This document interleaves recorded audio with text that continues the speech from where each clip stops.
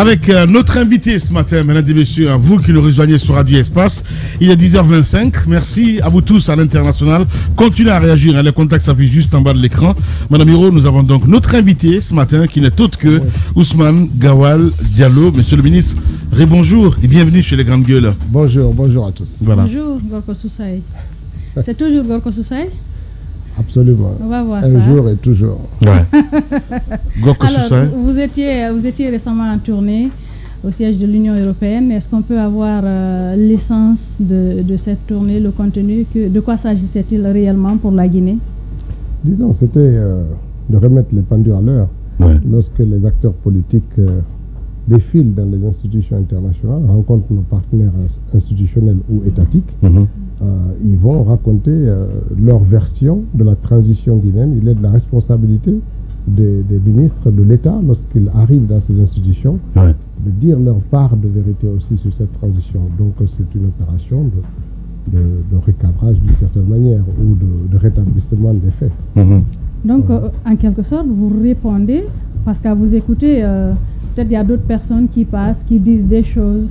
Ah, c'est comme ça, ouais. Justement pour dire notre part de vérité. Ce qu'ils disent, c'est pas ça la vérité. Non, nous ne disons pas que ce qu'ils disent, c'est pas ça la vérité, parce qu'on n'est pas censé savoir ce qu'ils disent. Mais nous disons dire notre part de l'histoire, des faits qui se passent actuellement. Oui, mais alors au cours de ces rencontres, qu'est-ce qu'ils vous ont dit qui aurait été dit, par exemple? Non, en général, c'est pas comme ça. C'est-à-dire, quand on rencontre les institutions, d'abord, il peut arriver qu'on ne rencontre pas la même personne dans la même institution. Ouais. Il y a eu un cas comme au niveau des bureaux des droits de l'homme, par pur hasard, on a rencontré... À Genève? Voilà, on a rencontré la même personne. Ouais. Mais dans certains cas, on ne rencontre pas forcément le même interlocuteur. Oui, mais on vous fait quand même les briefings. On vous parle de la transition, version ce qu'ils ont dit. Non, ils te présentent la situation comme si c'était leur point de vue. Okay. Ils ne vont pas dire non...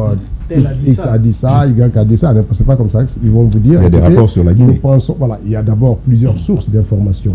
Les ambassades, les observateurs, les institutions internationales qui sont présentes et accréditées en Guinée.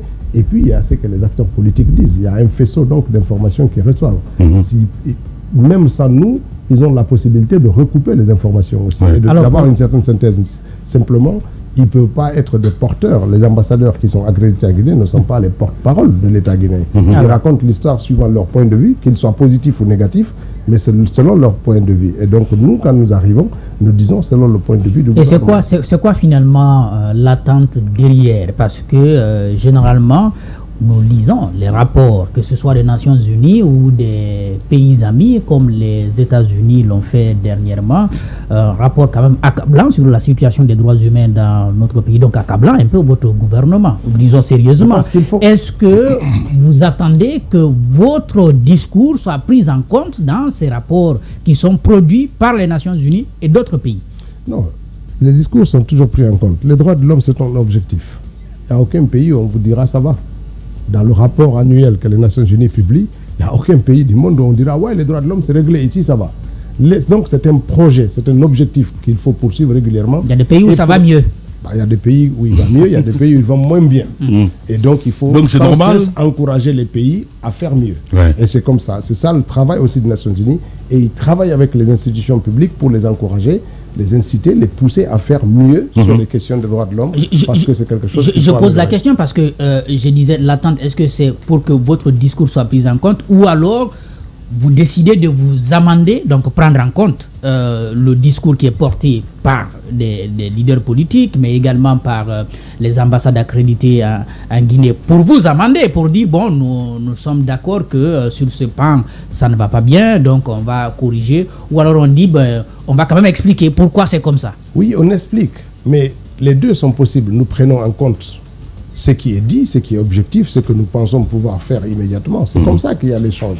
Et c'est pour ça que l'écoute est intéressante à ce niveau-là. Les grandes gueules. Par un acteur politique, rappelez-vous, lorsque les acteurs politiques ici à l'intérieur se sont inquiétés sur le premier format du cadre de dialogue qui avait été mis en place, le gouvernement a corrigé, a annulé, a pris un autre décret pour remettre en cause. Lorsqu'ils sont inquiétés sur l'absence de personnalités neutres pour conduire le dialogue, le gouvernement a pris les dispositions pour mettre des personnalités consensuelles d'une certaine manière pour conduire ce dialogue-là. Ça veut dire qu'on est à l'écoute des gens. Qu'ils choisissent des Guinéens ici ou de nos partenaires à l'international. Sinon, il n'y a pas de dialogue. Ok. Alors, si tu me permets, s'il te plaît, un point spécifique qui revient sans cesse, c'est l'interdiction quand même systématique des manifestations publiques, des manifestations de rue en République de Guinée. Il y a ce que nous constatons et des propos que vous avez tenus récemment qui disent plutôt que ces interdictions ne résident que sur une seule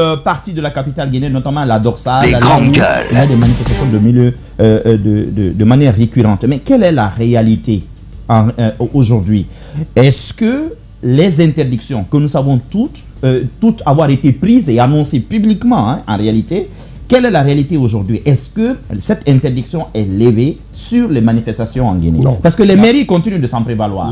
La réalité est que nous voulons que les manifestations ne conduisent pas à la mort des gens. Ça n'a aucun sens de sortir pour quelque raison que ce soit si ça doit conduire à une victime, quelle que soit la victime là.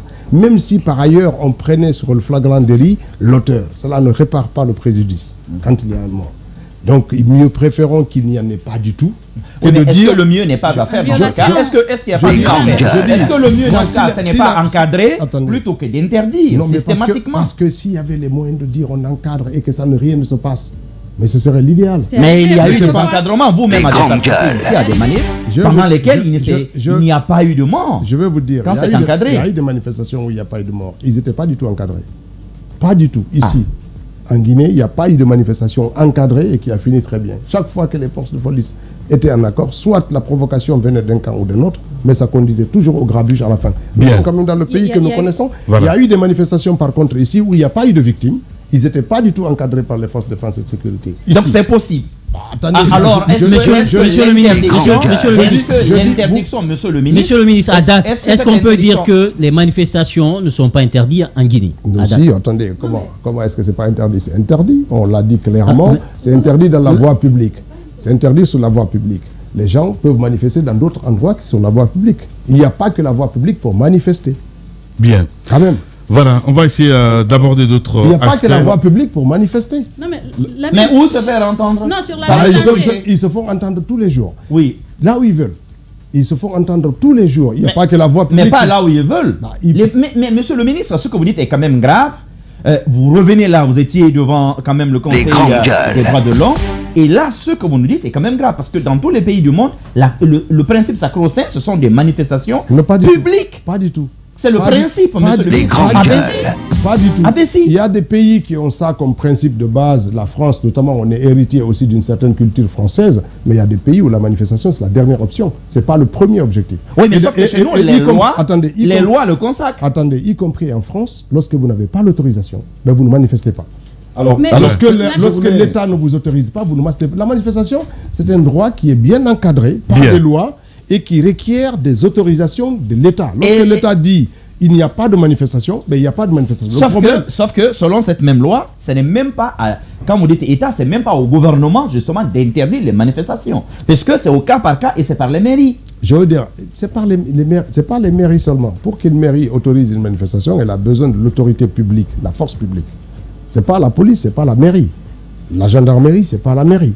Elle a besoin de ces forces-là et de leur avis clair. Voilà, mais c'est la mairie qui peut interdire. Attendez, lorsque l'État, par la mairie, ailleurs c'est les préfets, dans d'autres endroits en France c'est les préfets, c'est pas les maires. Lorsque le préfet dit il n'y a pas de manifestation, ben il n'y a pas de manifestation. Bien. Si mais en Guinée, lorsque le maire dit il n'y a pas de manifestation, ben il n'y a pas de manifestation. Sauf que lorsque le maire dit il n'y a pas de manifestation, on dit non, c'est illégal. Voilà. Et le maire dit il n'y a pas de manifestation. Ailleurs, on dit il n'y a pas de manifestation, personne ne dit c'est illégal. C'est légal. Lorsque le maire dit il n'y a pas de manifestation, c'est légal. Il n'y a pas de manifestation, il n'y a pas à contrevenir. Ok. Alors, sinon, il n'y a pas de maire. Alors, il y a quand même, ça m'inspire la question. On a porté la réflexion ici. Pourquoi le CNRD s'encombre-t-il de ce type de décision? Pourquoi ne pas simplement laisser les mairies gérer la question des manifestations? Pourquoi aller prendre un communiqué pour interdire systématiquement les manifestations en République de Guinée? Les mairies auraient pu apprécier, comme vous le dites, au cas par cas et prendre la décision qui sied.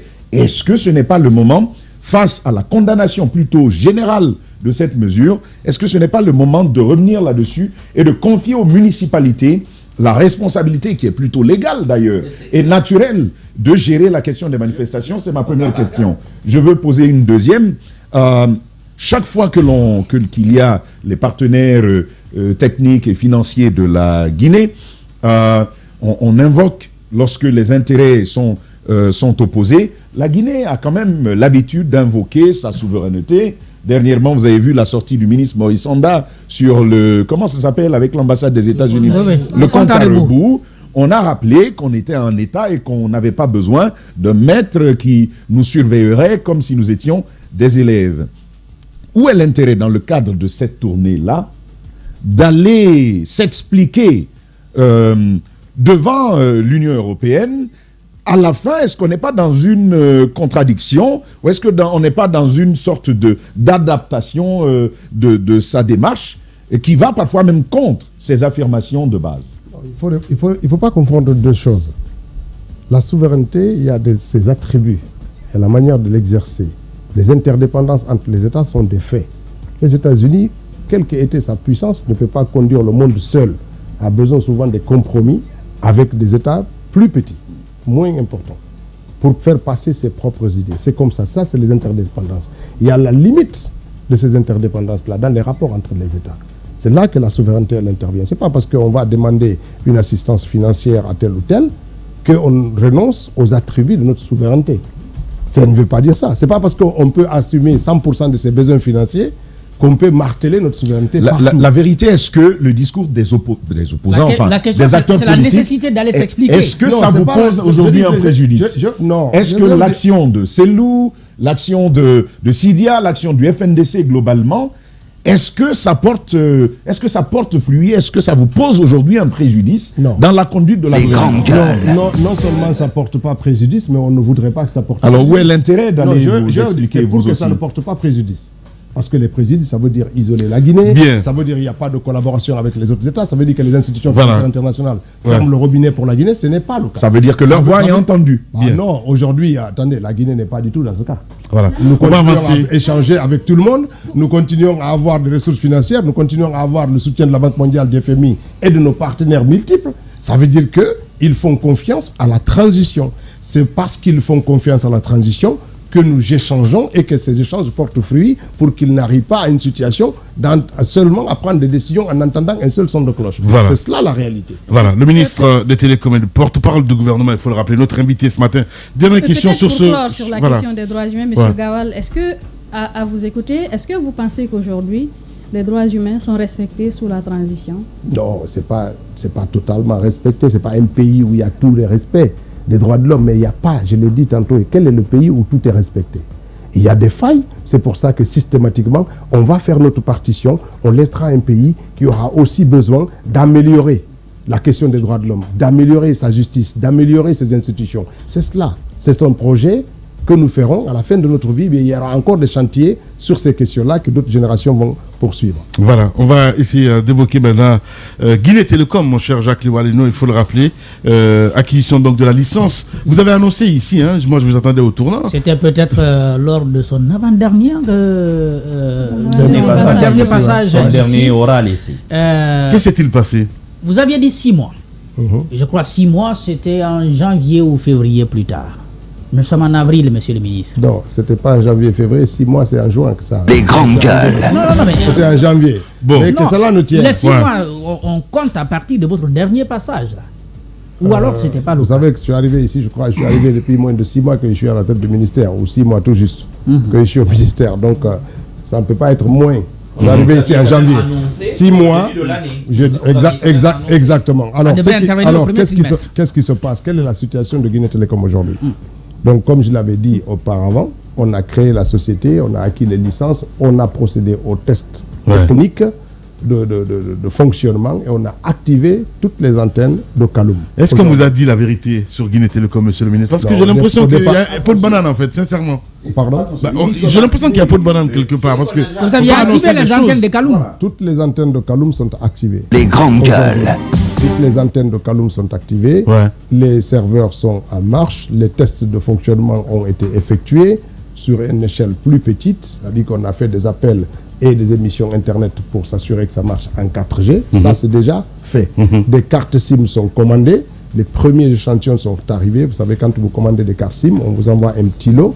On configure pour savoir si tous les fichiers marchent. Et c'est trouvé qu'il y avait quelques erreurs de création de la carte. On les retourne chez le fabricant avec les codes erreurs qui sont là. Il les corrige. Il nous renvoie encore des lots de cartes. Lorsque ce processus va se terminer, on a un lot de 10 000 cartes qui vont... Est-ce que vous avez procédé à l'achat de nouveaux matériels? Parce que ce n'est pas pour... Non, on n'a acheté rien du tout. Voilà. On n'a rien du tout acheté. Les équipements qu'on a trouvés là, c'est des équipements qui sont 2G, 3G, 4G. On n'a acheté aucun équipement. Et tout ce qu'on est en train de faire actuellement de nouveau, c'est que les antennes, la plupart exposées sous les intempéries et qui sont restées là plus de 10 ans, la plupart des batteries, c'est des batteries solaires, sont foutues, y compris au niveau du serveur. C'est pour ça qu'actuellement, on utilise un groupe de 500 kVA pour faire fonctionner les serveurs. Sinon, tout ça marchait avec des batteries qui pouvaient être rechargées par l'électricité domestique. Mais toutes les batteries sont foutues. Donc Oyegui Lavogui n'a pas menti. Moi, je ne sais pas ce qu'Oyegui Lavogui a dit. Mais on n'a pas racheté... Il a dit qu'il avait acheté du matériel avec les 50 millions de dollars. Moi, je ne peux pas évaluer le fonds parce que je ne sais pas. Mais je dis, on n'a pas acheté des serveurs. On n'a acheté rien du tout. Maintenant, ce qu'il va faire, ce qu'il faut faire aujourd'hui, et c'est là le gros travail de Guinée Télécom, on n'a pas beaucoup d'antennes dans le pays. Il y a moins de 300 antennes. Je crois que 275 antennes dans tout le pays. Ouais. C'est ça Guinée Télécom. Bien. Comparativement, Orange a 2500 antennes dans le pays. Monsieur ça le veut ministre, dire que si on veut rattraper ce gap-là, ça nécessite 55 millions de dollars entre maintenant et la fin du mois d'octobre pour essentiellement déployer des antennes pour que la base de commercialisation, le billing, plus les antennes mises à nouveau puissent marcher. Mais cela ne tienne, on peut lancer l'entreprise rapidement en faisant de l'itération, comme partout dans le monde, c'est-à-dire que le roaming intérieur va être une règle, c'est-à-dire que peu importe l'opérateur qui émet, si vous avez votre carte SIM, vous pouvez avoir votre propre réseau. Vous n'avez pas besoin d'être multi-SIM pour pouvoir fonctionner. Si cette règle-là est respectée conformément aux dispositions de la loi, alors Guinée Télécom peut commencer à émettre le lendemain son billing marche. Alors, monsieur le ministre, permettez-moi de vous poser cette question. Est-ce que vous comptez finalement sur le nationalisme des Guinéens, la concurrence étant rude, ou alors quel est votre planning pour pouvoir vous aligner au moins au niveau de ceux qui sont déjà très avancés? Je veux parler de Orange.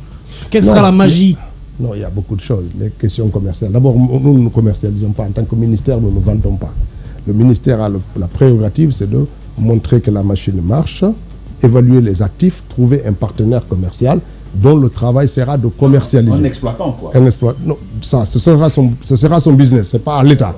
Deuxièmement, nous pensons qu'il y a une solution aujourd'hui qu'on peut trouver et sur laquelle nous pensons et sur laquelle je ne vais pas m'avancer beaucoup puisque c'est des pistes de négociation commerciales qui sont en train de se passer. Je ne vais pas vendre la peau de l'ours avant de l'avoir, mais il y a de très bonnes perspectives pour qu'au moins, au démarrage, qu'on puisse se positionner comme numéro 2 du marché local avec toutes les cartes sont sur la table, y compris avec les grandes fusions avec MTN et Celcom notamment. Toutes ces questions-là sont sur la table, aucune décision n'est prise, nous les examinons et pour voir quel est l'intérêt économique pour nous, quelle est la faisabilité du système et qu'est-ce que ça peut nous apporter comme solution. Guinée Télécom a des actifs. Vous nous apprenez ce matin, il y a possibilité d'une fusion MTN, Celcom pour faire Guinée Télécom. Y compris de vendre Guinée Télécom jusqu'à 70% de ses actions capital. Okay. Il y a tout ça dans la loi.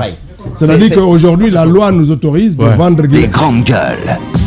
Monsieur le ministre, vous dites vendre les actions ou une société que vous voulez relancer? C'est une société anonyme.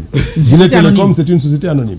Oui, c'est une société anonyme. Oui. Mais vous vendez des actions, je ne sais pas, si l'objectif de relancer Guinée Télécom, c'était quoi finalement? C'était pour que l'État ait sa propre société, j'imagine.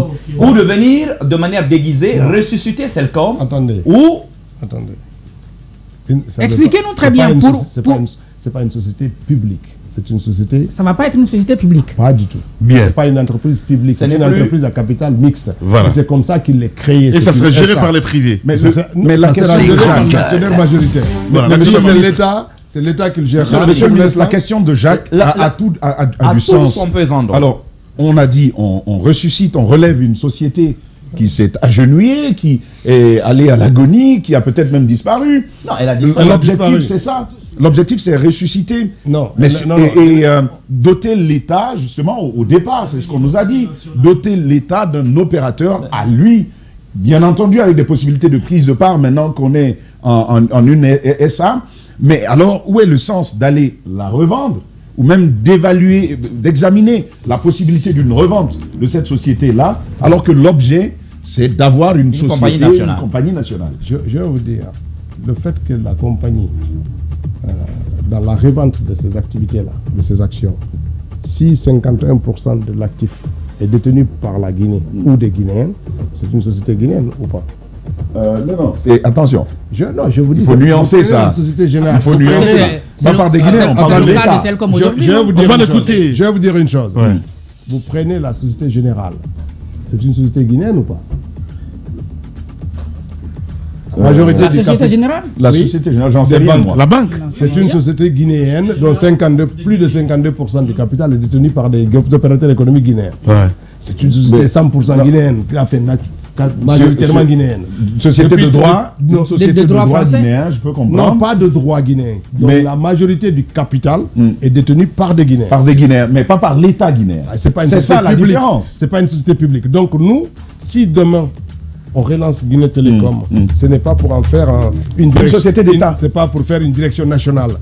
C'est pas pour faire une direction nationale publique. C'est pour faire une entreprise guinéenne qui marche.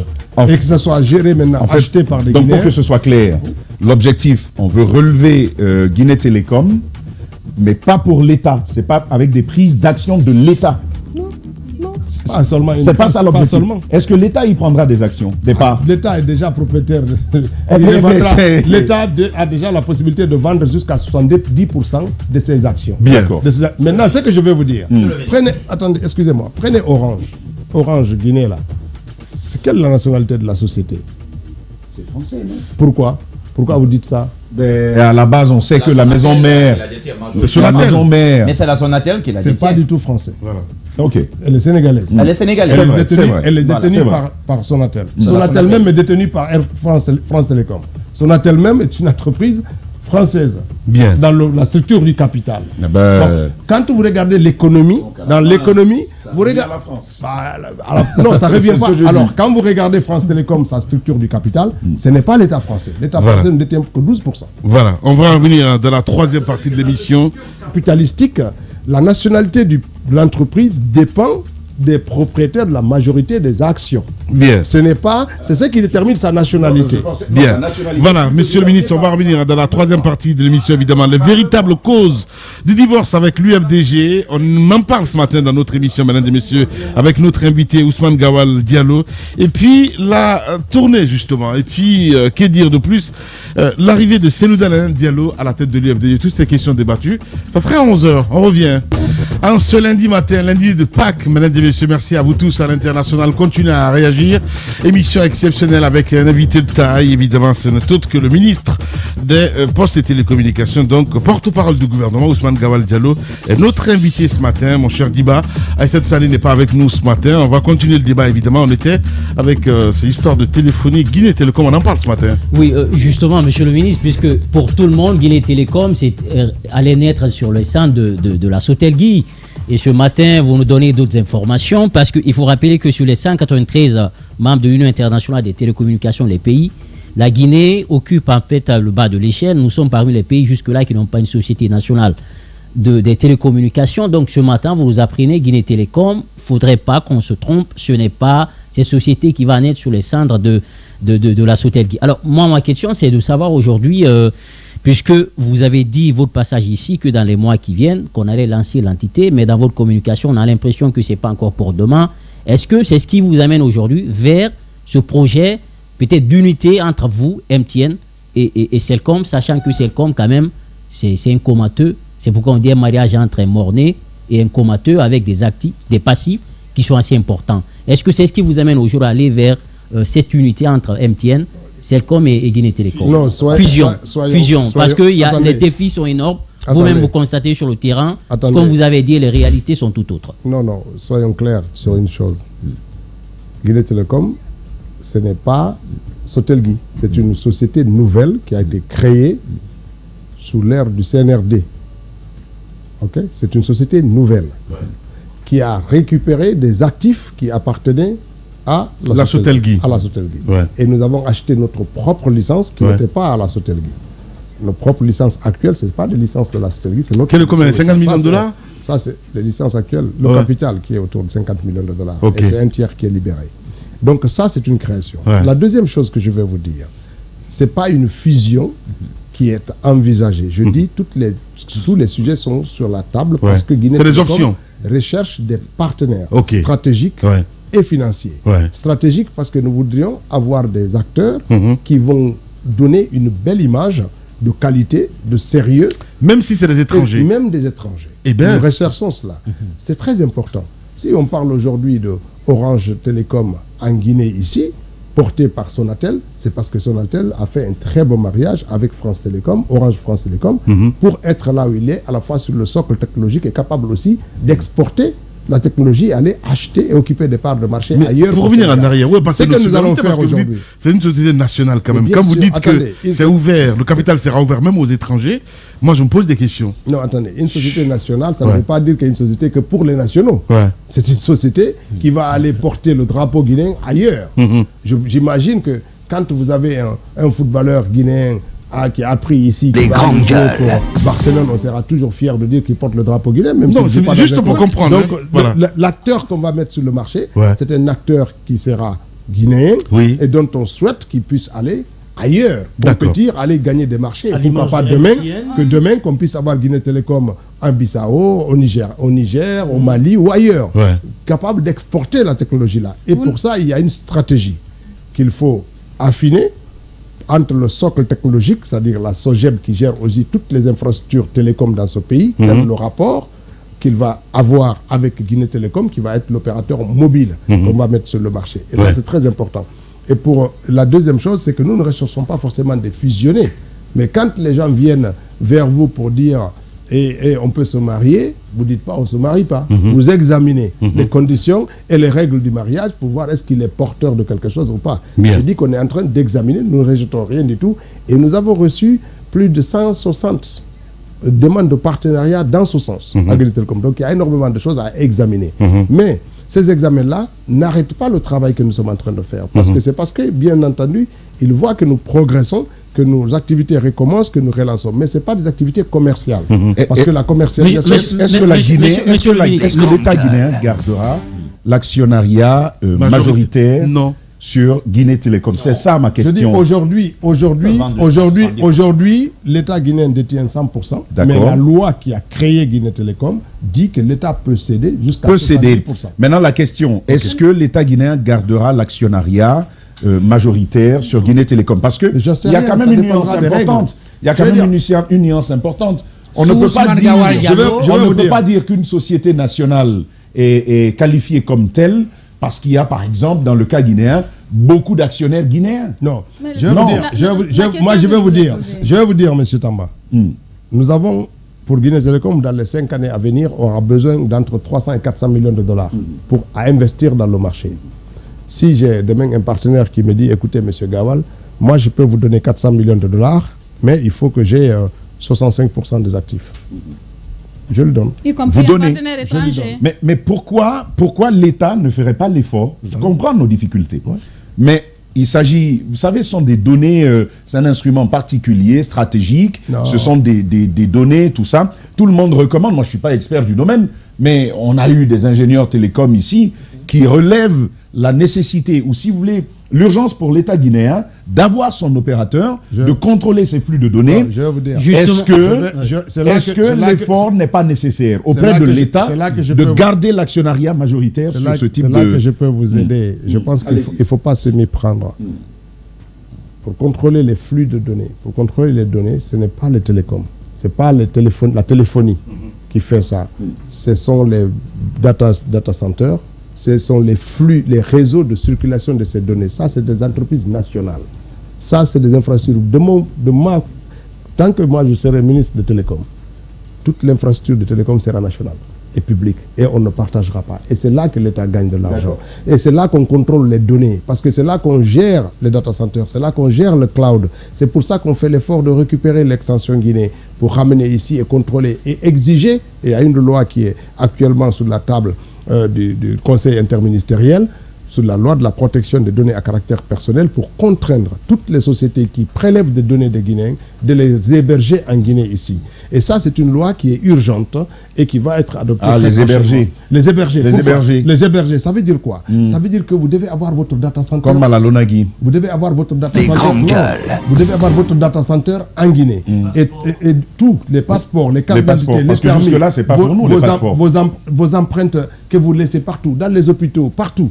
Toutes ces données-là devront être, après cette loi, rapatriées sur le sol guinéen et contrôlées. Il y aura une autorité qui va surveiller que ces données sont bien là. Et c'est sur la circulation des données des personnes, c'est là que l'État a une responsabilité et qu'il doit travailler pour maintenir sa souveraineté sur ça. Ouais. Ce n'est pas sur la téléphonie. La téléphonie, c'est un pan économique, mais sur les données des Guinéens, c'est un autre aspect. Et là-dessus, il n'y a pas de partage. C'est une société publique, nationale, qui va s'occuper de gérer. Puisque il y a une question de souveraineté quand même numérique qu'il faut mettre en avant. La question de souveraineté numérique, c'est de garantir l'accessibilité de notre pays sous plusieurs frais. Aujourd'hui, il est encore à améliorer. Pourquoi? Parce que la Guinée, c'est le câble S qui arrive à Kipé, qui est la seule source d'arrivée de l'Internet dans notre pays. Nous sommes en train de négocier pour l'atterrissement du câble Amilcar Cabral, qui arrive de Cap-Vert, ou du câble Google Facebook qui est en train d'arriver. Donc nous travaillons, il y a déjà une deuxième licence qui a été délivrée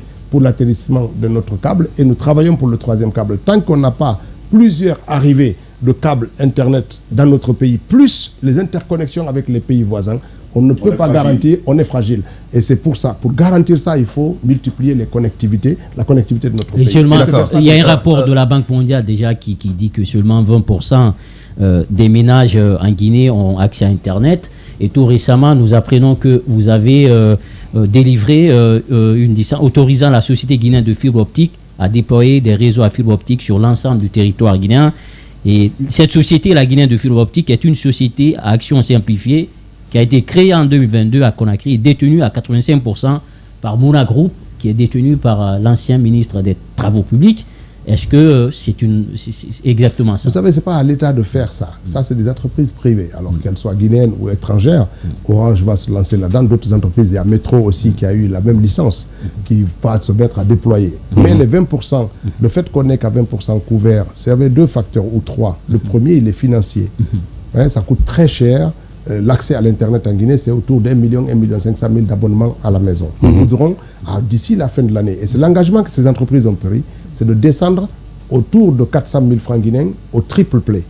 Et télévision, Internet et voix et données à la maison, pour que ça puisse être autour de 300 400 000 francs guinéens par mois. Ça, c'est la première chose. Et la Banque mondiale qui a fait cette étude, à raison de cette étude-là, nous fait un accompagnement de 66 millions de dollars et pour le lance du projet WARDIP, pour accroître aussi cette connectivité et 25 millions de ces 60 millions-là sont réservés à l'accompagnement de l'entreprise qui va se lancer dans l'atterrissement du prochain câble sous-marin. Donc on a déjà cette enveloppe financière qui nous est accordée et c'est tenant compte de cela, et c'est pour aussi augmenter l'activité. Ce que nous pouvons faire en tant que ministère des Télécoms, c'est déjà de réorienter de façon efficace l'argent qui est mobilisé au niveau de l'entité du service universel, qui est l'ANSUTEN, et qui va travailler pour accroître la connectivité dans les villages. L'autre facteur de blocage, c'est l'accès au téléphone de la dernière génération. Le coût du téléphone est très élevé. Diba fait bien de poser la question parce qu'il y a des polémiques dans tous les sens. On va dire que ça ressort de l'État pour s'occuper un petit peu de ce domaine-là, en ce qui concerne la fibre. Justement, et tout ça. Voilà, parce que ce qu'on vous reproche, dans le même rapport, on dit que dans la plupart des pays, ce sont les pouvoirs publics. C'est un principe. C'est une activité qui a toujours été du ressort des pouvoirs publics. Mais vous, aujourd'hui, vous êtes en train de... Le déploiement de la fibre, cette connectivité. Mais vous, aujourd'hui, vous donnez à des entités privées. D'où la question de la souveraineté. Non, vous confondez des choses. La fibre optique en Guinée est déployée. 4500 km, c'est ça qu'on appelle le backbone national, qui est déployé déjà par l'État guinéen. Et c'est géré par la SOGEB. Le deuxième, c'est EDG, qui tire à travers ces câbles, 32 paires de câbles de fibre optique. C'est l'État. Ça, c'est déjà existant. Maintenant, tirer de ces câbles-là ou du backbone pour connecter les maisons, Ça, c'est le dernier kilomètre. Ça, c'est du fait des opérateurs dans le pays du monde entier. Ça, c'est ce qu'on est en train de faire. Il y a plein de quartiers aujourd'hui. Donc, la fibre est déployée par l'État et ça a coûté 256 millions de dollars pour le backbone national. Ce n'est pas du ressort des opérateurs. Et EDG à 15%. Non, EDG, sur ces câbles-là, qui sont des câbles qui sont les propriétés de je ne sais plus comment, cette organisation sous-régionale qui aide à la connectivité, c'est elle qui est le propriétaire de ces câbles-là. Et c'est EDG qui gère ça pour eux. Donc ce n'est pas, il ne revient pas à Mouna ou à quelqu'un de déployer la fibre. La fibre existe déjà. Elle est soit aérienne, soit souterraine. Maintenant, connecter les foyers de la fibre vers la maison, c'est ce que les entreprises font. Et c'est ce qu'on appelle le dernier kilomètre ou le end user qui permet que chacun puisse avoir l'internet en fibre optique dans sa maison. Bien. Vous me permettez, j'ai deux questions, la seconde est technique, mais vous me permettez de revenir à cette histoire de Guinée Télécom. Moi, je suis quand même inquiet. Je me demande pourquoi il n'aurait pas été plus simple pour l'État de vendre de nouvelles licences en mettant même peut-être dans le portefeuille les 50 millions de dollars qui ont déjà été, dont une partie est déjà décaissée, ainsi de suite, plutôt que d'aller vers la création d'une nouvelle société, ce qui a forcément un coût, quoi qu'on en dise, du personnel, du matériel, du temps, de l'énergie. Pourquoi ne pas simplement vendre une nouvelle licence, ouvrir la concurrence à une nouvelle licence? Est-ce que ce qui est annoncé n'est pas aujourd'hui une manière déguisée de relever par exemple Celcom Guinée pour permettre, ou d'ailleurs on nous dit que des acteurs majeurs du CNRD actuellement sont en train de se battre pour arracher des parts d'action. Est-ce qu'en réalité, ce n'est pas une manière déguisée de transférer Guinée Télécom à des acteurs majeurs aujourd'hui du CNRD, tout simplement? C'est-à-dire que passer la compagnie nationale entre les mains de personnalités guinéennes. D'abord, je vais vous dire deux choses. Est-ce que des gens du CNRD se battent pour avoir Celcom? C'est des histoires. D'abord, pourquoi? Parce que Celcom n'a aucune attractivité économique pour dire que Paul Pierre vont se battre là-dessus. Elle est criblée de dettes, elle n'a aucune licence, ses équipements sont obsolètes. C'est ça la réalité de l'entreprise. Attendez, elle fonctionne parce qu'aujourd'hui, l'État la laisse fonctionner, parce que si on la ferme, les employés qui sont là-bas disparaissent sur le marché de l'emploi. On est toujours dans une situation entre une société moribonde qui arrive quand même à payer ses salariés et la faire fermer et puis prendre tout ce monde-là aussi sur le bras des chômeurs. C'est ça la réalité. On laisse les entreprises. Moi, je n'aimerais pas parler d'une entreprise telle que je suis dans le secteur. On sait ce qu'il y a. Mais ce n'est pas du tout pour que telle ou telle la récupère. Ça n'a aucun sens. Deuxièmement, donc si aucun membre du CNRD aujourd'hui est actionnaire à Celcom. Il n'y a pas eu d'ouverture du capital d'une entreprise du secteur des télécoms depuis le 5 septembre. D'accord. Il n'y en a pas eu donc pour dire que quelqu'un acquiert ou pas. Si c'était fait, les marchés financiers sont parce qu'on parle de Papa Fofana dans le siège, il faut le rappeler. C'est des histoires. C'est des histoires. C'est des histoires. D'accord. C'est des histoires parce que si quelqu'un devait racheter Celcom ou Guinée Télécom ou MTN, le ministère des Télécoms est informé. Le ministère des Finances, c'est pas comme ça. L'État guinéen a des dettes là-bas. Celcom doit la majorité de ses dettes à l'État guinéen. Si quelqu'un devait la racheter, on devait être sûr que l'État allait... Non, mais c'est pas mais pourquoi alors sur la table l'option d'une fusion? Pourquoi même cela peut être envisagé dans la mesure où Celcom n'a rien à revendre? Je vous ai dit ceci. Non, ils ont des choses à revendre. Je vous ai dit ceci, ce n'est pas une fusion. Nous sommes en train de discuter pour voir quel est le mode de collaboration éventuel. Ce n'est pas acté, mais qu'est-ce qu'ils ont à revendre? Est-ce que c'est un rachat? C'est des options. C'est un rachat. Non, c'est des options. Voilà. Je vais vous dire, qu'est-ce qu'il y a à revendre? Le plus important, une base clientèle. Ils ont une clientèle de 1,5 million de clients. C'est une clientèle. C'est une chose qui est importante. Ils ont une base de clientèle qui est là, qui est importante. Ça veut dire que si vous rentrez en partenariat avec eux, vous avez au départ, tout de suite, 1,5 million de clients. C'est quand même curieux parce qu'on a vu quand même Intercell fermé ici. Intercell aussi avait une base. Si on il avait 600 000 abonnés à l'époque. C'était pas beaucoup, mais je dis, au moment où on décide de faire, s'il y a un partenaire qui arrive, Guinée Télécom arrive aujourd'hui avec 0 client, il va arriver sur le marché. On va voir, est-ce que racheter la base clientèle, c'est ce qui nous intéresse, ou acheter les équipements à gauche, c'est ce qui nous intéresse. Qu'est-ce qu'on peut faire comme type de mariage? Moi, si j'avais les possibilités de le faire, j'ai discuté. Et puis, vous allez acheter quoi? Ou bien vous le récupérez pour rembourser une partie de vos dettes que vous savez qu'il ne peut pas rembourser. C'est aussi une manière de récupérer. Moi, ce qui m'intéresse, si tu permets, cette opération permet justement ou permettra de rendre Celcom attractif, monsieur le ministre. Non, mais vous pouvez racheter. Techniquement. Vous pouvez racheter avec la disparition de Celcom. Vous pouvez racheter. Elle disparaît. Vous ne rachetez pas pour qu'elle revive. Oui. Si vous rachetez sa base clientèle, elle disparaît. Mais dans ce cas, l'actionnaire ou les néo-actionnaires, eux, ne perdent pas. Mais non, il n'y a pas d'actionnaire à Guinée Télécom. Si Guinée Télécom aujourd'hui rachète la base clientèle de Celcom, ça revient à Guinée Télécom. Il n'y a que l'État qui est actionnaire de Guinée Télécom aujourd'hui. Bien. Si on veut revendre les actions de Guinée Télécom... Est-ce que cela veut dire que pour le cas Celcom, la solution aujourd'hui, ce n'est pas de l'aider à se relever, mais peut-être voir avec Guinée Télécom comment évoluer ensemble. D'abord, cette décision, elle appartient aux actionnaires de Celcom. Nous allons examiner si nous devrions aller ensemble. Bien. Nous allons examiner... Mais vous dites déjà, vous êtes en train de l'aider parce qu'il n'y a pas de licence. Je vais vous dire. Aujourd'hui, on a des entreprises du secteur qui ont des problèmes de licence. Ouais. Qui ne payent pas, depuis des années, qui ne payent pas les licences.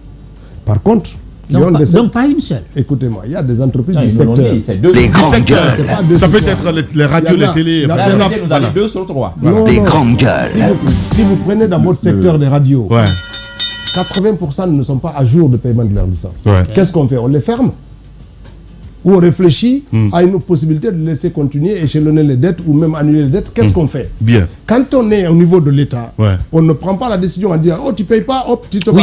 Bien. On regarde d'autres conséquences. Il y a l'emploi. Amine, je voulais quand même ça fait. Il y a l'emploi à protéger quand même. Il y a beaucoup de choses. Il y a beaucoup de choses. à protéger. L'État, ce n'est pas seulement regarder les aspects financiers seulement. Il y a l'emploi. Maintenant, après, lorsqu'on arrive à une situation très critique, on dit finalement, ce n'est pas la peine, on laisse couler.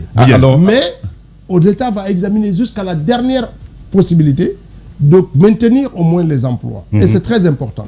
Ce que j'ai dit ici de Celcom, ce n'est pas l'opération de relancer Celcom Guinée ou de faire ceci. L'opération, c'est de dire si l'État guinéen devait se rembourser. Celcom doit beaucoup d'argent à l'État guinéen. Il ne peut pas rembourser à l'État actuel directement.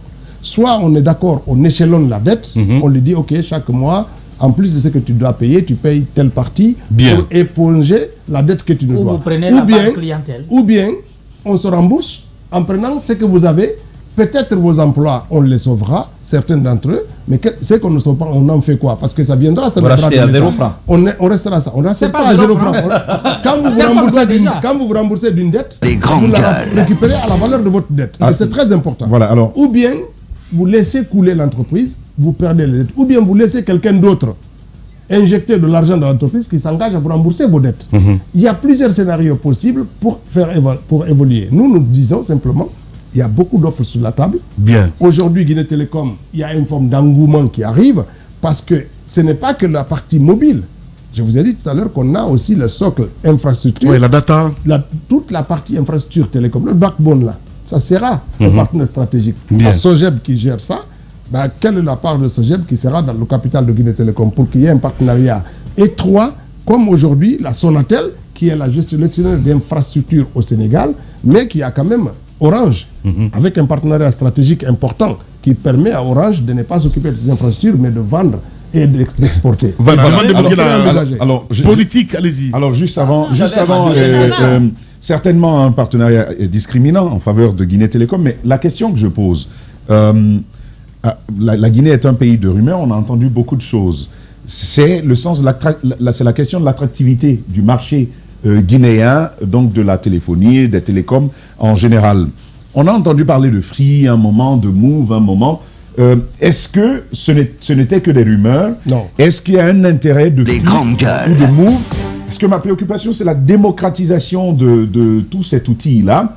Je pense encore à mon abonnement 10 €. En France, vous avez les 3 niveaux. Voix, vous avez la télé, vous avez la téléphonie pour 10 € et par mois avec une... Ici, tu payes pour le moment 70 €. Aujourd'hui, c'est beaucoup plus c'est autour d'1 million. Je vais vous dire, moi j'ai rencontré... Est-ce qu'il y a de l'intérêt J'ai rencontré le directeur général de Free, les discussions sont sur la table. D'accord. Je rencontre Deutsche Telekom, j'ai rencontré India Telecom, Viet Telecom, donc toutes les grandes entreprises du secteur. on a les offres que ces entreprises la mettent sur la table. J'ai dit encore une fois, dans votre tournée, vous les avez rencontrés. On les a rencontrés. On n'a pas évoqué cet aspect-là. On les a rencontrés à plusieurs niveaux, à Barcelone, à Genève et tout ça. Parce que Genève, ce n'était pas que une mission politique. Il y avait une mission liée au télécom qui m'a amené à Genève et qui a fait que j'ai profité pour faire la partie politique. Il y a des acteurs majeurs du secteur de téléphonie que nous rencontrons. Mais ce que nous ne voulons pas, c'est quelqu'un qui nous amène que de l'argent. On dit, ok, j'ai 400 millions, je prends. Nous voulons quelqu'un qui nous amène de l'expertise. De l'expertise dont l'image porte. J'ai dit encore une fois, quand vous entendez Orange, exactement comme vous l'avez fait au début, on dit, hop, c'est France Télécom derrière. Les grandes gueules. Parce qu'on sait que France Télécom, c'est une des entreprises majeures dans le secteur de téléphonie. Donc quand vous voyez sa filiale Orange, vous ne vous posez même pas que c'est sénégalais ou que ça vend. Et donc nous voulons avoir aussi un partenaire stratégique que lorsqu'il va s'adosser à Guinée Téléphone, et que ça portera l'image de qualité, de sérieux, et qui est aussi financièrement solide pour pouvoir soutenir les investissements indispensables entre maintenant et le rattrapage qu'on fera dans les années à venir par rapport à... Est-ce que notre pays les intéresse? Parce que vous les avez rencontrés. Écoutez, on a plus de 120 offres aujourd'hui. D'accord. D'intérêt sur la table que nous examinons. Ça veut dire que ça les intéresse. Les gars là, ce qui les intéresse, c'est la croissance dans le secteur. Oui. Et le secteur est en très forte croissance. Nous sommes les premiers ou les seconds contributeurs dans l'économie de notre pays. Et c'est quelque chose d'important. On n'a même pas commencé encore à explorer la capacité que nous avons à offrir des hébergements de data centers dans notre pays, qui est notre immense jugement de ressources financières et qui est plus important que le secteur minier. Dans les années à venir, nous serons premiers pourvoyeurs des ressources de l'économie de notre pays. Peut-être avant d'aller vers d'autres secteurs, moi j'aimerais bien savoir où est-ce qu'on en est sur la digitalisation de l'administration. Alors, ça fait beaucoup de choses. La stratégie de digitalisation est en route. Aujourd'hui, quand vous allez dans tous les ministères en Guinée, tous les documents qui rentrent sont scannés à la rentrée et ont une circulation digitale. Nous avons un serveur central de messagerie pour l'État et nous avons un programme de formation de 50 000 fonctionnaires. On a déjà un MOU là-dessus et qui va commencer très prochainement avec la formation des cadres. Et nous envisageons d'encourager quelqu'un du secteur privé avec lequel nous négocions aussi pour qu'il y ait l'ouverture d'ici la fin de l'année d'une unité de fabrication ou de montage des appareils numériques pour que les téléphones puissent être vendus en Guinée autour de 500 000 francs, des tablettes, des ordinateurs, pour que les prix soient attractifs, parce que ça ne sert à rien de digitaliser si les gens ne sont pas formés. Et puis il y a les écoles du numérique. Nous essayons, si nos projets aboutissent très rapidement, d'avoir au moins une classe numérique par préfecture d'ici la fin de l'année. L'objectif, c'est d'être... Et puis il y a le troisième pilier, c'est le programme GIGA qui est financé par la Banque mondiale via l'UNICEF, qui consiste à connecter 1800 écoles dans notre pays. Et à l'heure où je vous parle, il y a une équipe en Sierra Leone pour aller voir comment le projet il est déployé pour qu'on puisse commencer à le faire. Ça veut dire que c'est différent des caméras du ministre Guillaume Havin. Non, ça fait partie des caméras du ministre, c'est autre chose. Mais nous sommes dans un projet aussi de Safe City, que vous savez, c'est un projet que nous avons hérité, qui met les caméras dans tous les carrefours du pays. Aujourd'hui, Conakry est bien surveillé, mais aussi les caméras là sont déportées à l'intérieur du pays. Mamou, Kindia, Labé, Jérékoré, qui vont avoir des caméras avec le centre d'observation à Conakry ici. Et puis il y a e-santé, notre structure landais, l'Agence nationale de digitalisation, a déployé donc beaucoup d'applications, dont l'application e-santé qui va être généralisée.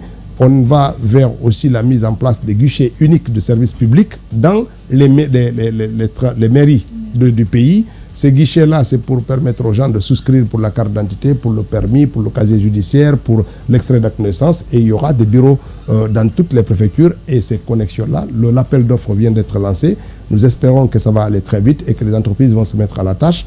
D'autant mieux que le déploiement de la fibre dans ces localités-là se fera à l'aérienne et ça permettra de connecter ces points-là. Et nous voulons, pour être plus vite, nous équiper des maisons préfabriquées pour ne pas être amenés à construire un bâtiment. Et ce sera le coût le plus... Moi, vous avez dit une chose qui m'a interpellé, parce que au bout du bout, c'est le consommateur qui pourrait se réjouir. Vous nous confirmez que les sociétés qui vendent actuellement Internet, d'ici la fin de cette année, pourraient nous la revendre autour de 300-400 000 francs pour les maisons. Parce qu'actuellement, l'abonnement, ça coûte cher. Ça coûte très élevé. Voilà. Parce qu'actuellement, c'est très élevé. C'est l'engagement qui a soutenu, qu'on a soutenu, et c'est sur lequel ils se sont engagés pour qu'on les délivre les licences. D'accord. Et la portabilité parce que c'est un gros problème actuellement dans le secteur. On est quand même les rares d'ailleurs encore à avoir aujourd'hui ces codes type-là, 621, 631.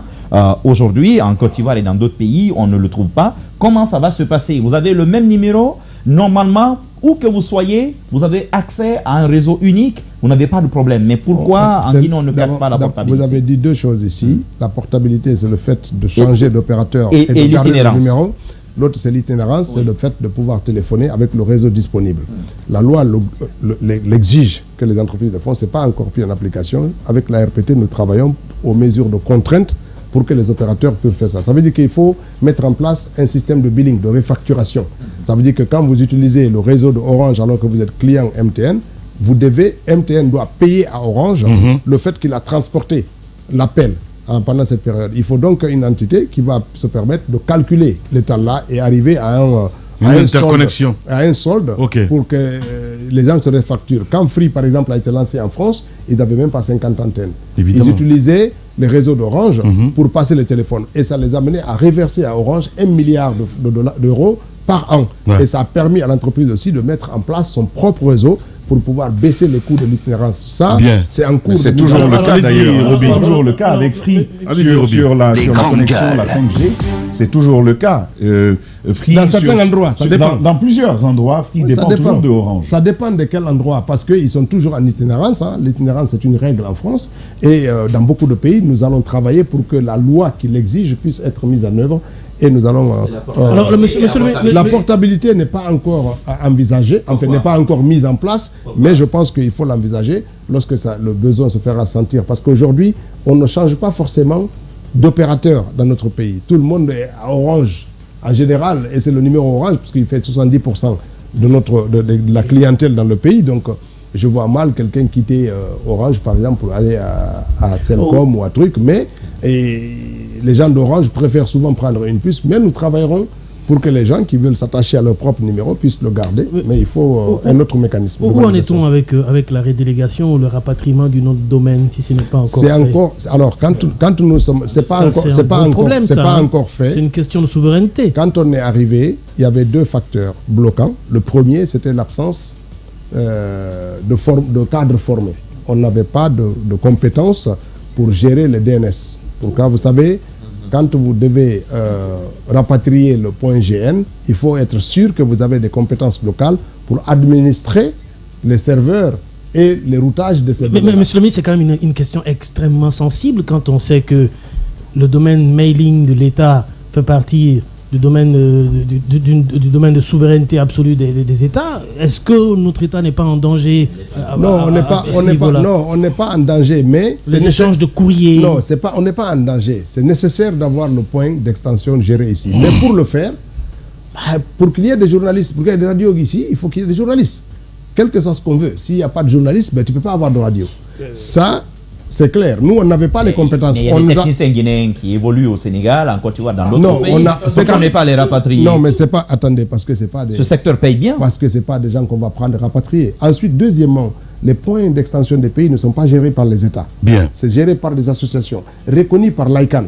Si vous allez à l'ICANN là-bas aux États-Unis pour dire « Ouais, je suis guinéen, l'État guinéen, donnez-moi », ils ne donneront jamais. Il faut une association apolitique qui eux-mêmes, ils agréent. Donc l'association là, c'est NIC-GN, Guinée, qui a été agréée, qui est hébergée à l'université Gamal Abdel Nasser, qui a été reconnue. Deuxièmement, il fallait des compétences. On a amené 9 personnes qui ont été formées récemment et qui ont eu leur certification. Quand ils sont revenus, ils ont fini d'installer les serveurs, ils sont en train de faire le rapport qui a suivi leur formation et les installations et les paramétrages ici, qu'ils vont envoyer à l'ICANN. Il faut savoir que c'est une association. L'ICANN, c'est une association, il ne donne jamais à un État. Voilà. Il donne aux associations. Donc, si l'ICANN valide le processus qu'il y a maintenant, on a les compétences, on a l'association, on a les hébergements de système, à ce moment-là, il procède au transfert de l'utilisation du point GN. Actuellement, le point GN est guinéen, il est géré par une personne, par une association qui vit au Texas, c'est un vieux, qui veut même le transférer. Il a plus de 80 ans, j'ai appris. Donc, il veut le transférer, mais il ne peut le transférer qu'à une association. Et si tout ça n'y en avait pas, on va épiloguer et dire que c'est Paul ou Pierre, mais en fait, on n'était pas prêt. Et on est en train de se préparer pour accueillir le point GN et j'espère que ça se fera le plus rapidement que possible. Voilà, le ministre Ousmane Gawal Diallo est notre invité ce matin chez les GG. Merci à vous qui nous écoutez du côté de Gekedou sur Makona FM. Merci à ceux qui nous rejoignent également du côté de Mamou. Vous nous écoutez à la ville de Carrefour sur 99.7. On évoque la partie politique, Madame Yoro, dans cette émission ce matin avec notre invité qui n'est autre que Ousmane Gawal Diallo. Politique, bien évidemment, avec l'actualité politique aujourd'hui. Avant de parler de l'UFDG, c'est bien évidemment le dialogue politique qui s'est tenu récemment avec peut-être pas tous les acteurs, mais dernièrement, on a vu que le Premier ministre, avec son bâton de pèlerin, a tendu à nouveau la main. Est-ce que vous avez espoir, Monsieur le ministre, que la situation pourrait se régler, mettre tous les Guinéens autour de la table pour aller de l'avant? Écoutez, les conditions sont là. Les possibilités existent. Est-ce que la volonté de tous est la même pour arriver à ça? C'est ça le problème.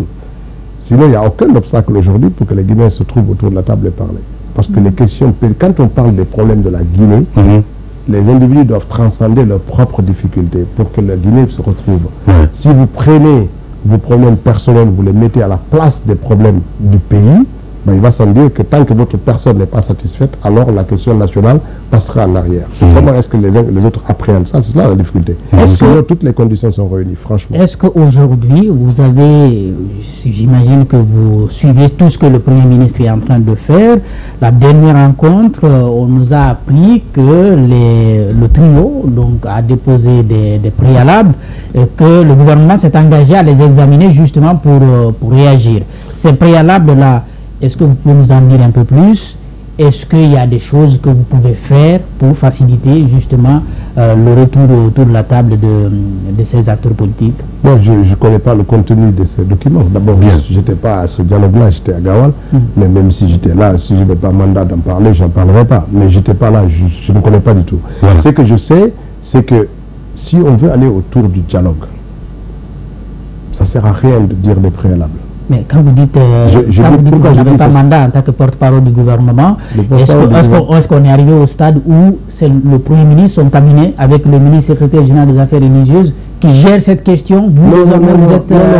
Non, pas du tout. Moi, si j'étais à Conakry, j'allais prendre part à cette discussion. Okay. Mais même si je prends part à cette discussion, le porte-parole n'agit que par délégation du Premier ministre. Bien sûr. Il faut que j'ai un mandat de communiquer pour que je communique. Sinon, ce n'est pas un gouvernement. Si je devais sortir, dire ce que je veux, ça ne marcherait pas. Voilà, on va toucher à la plaie.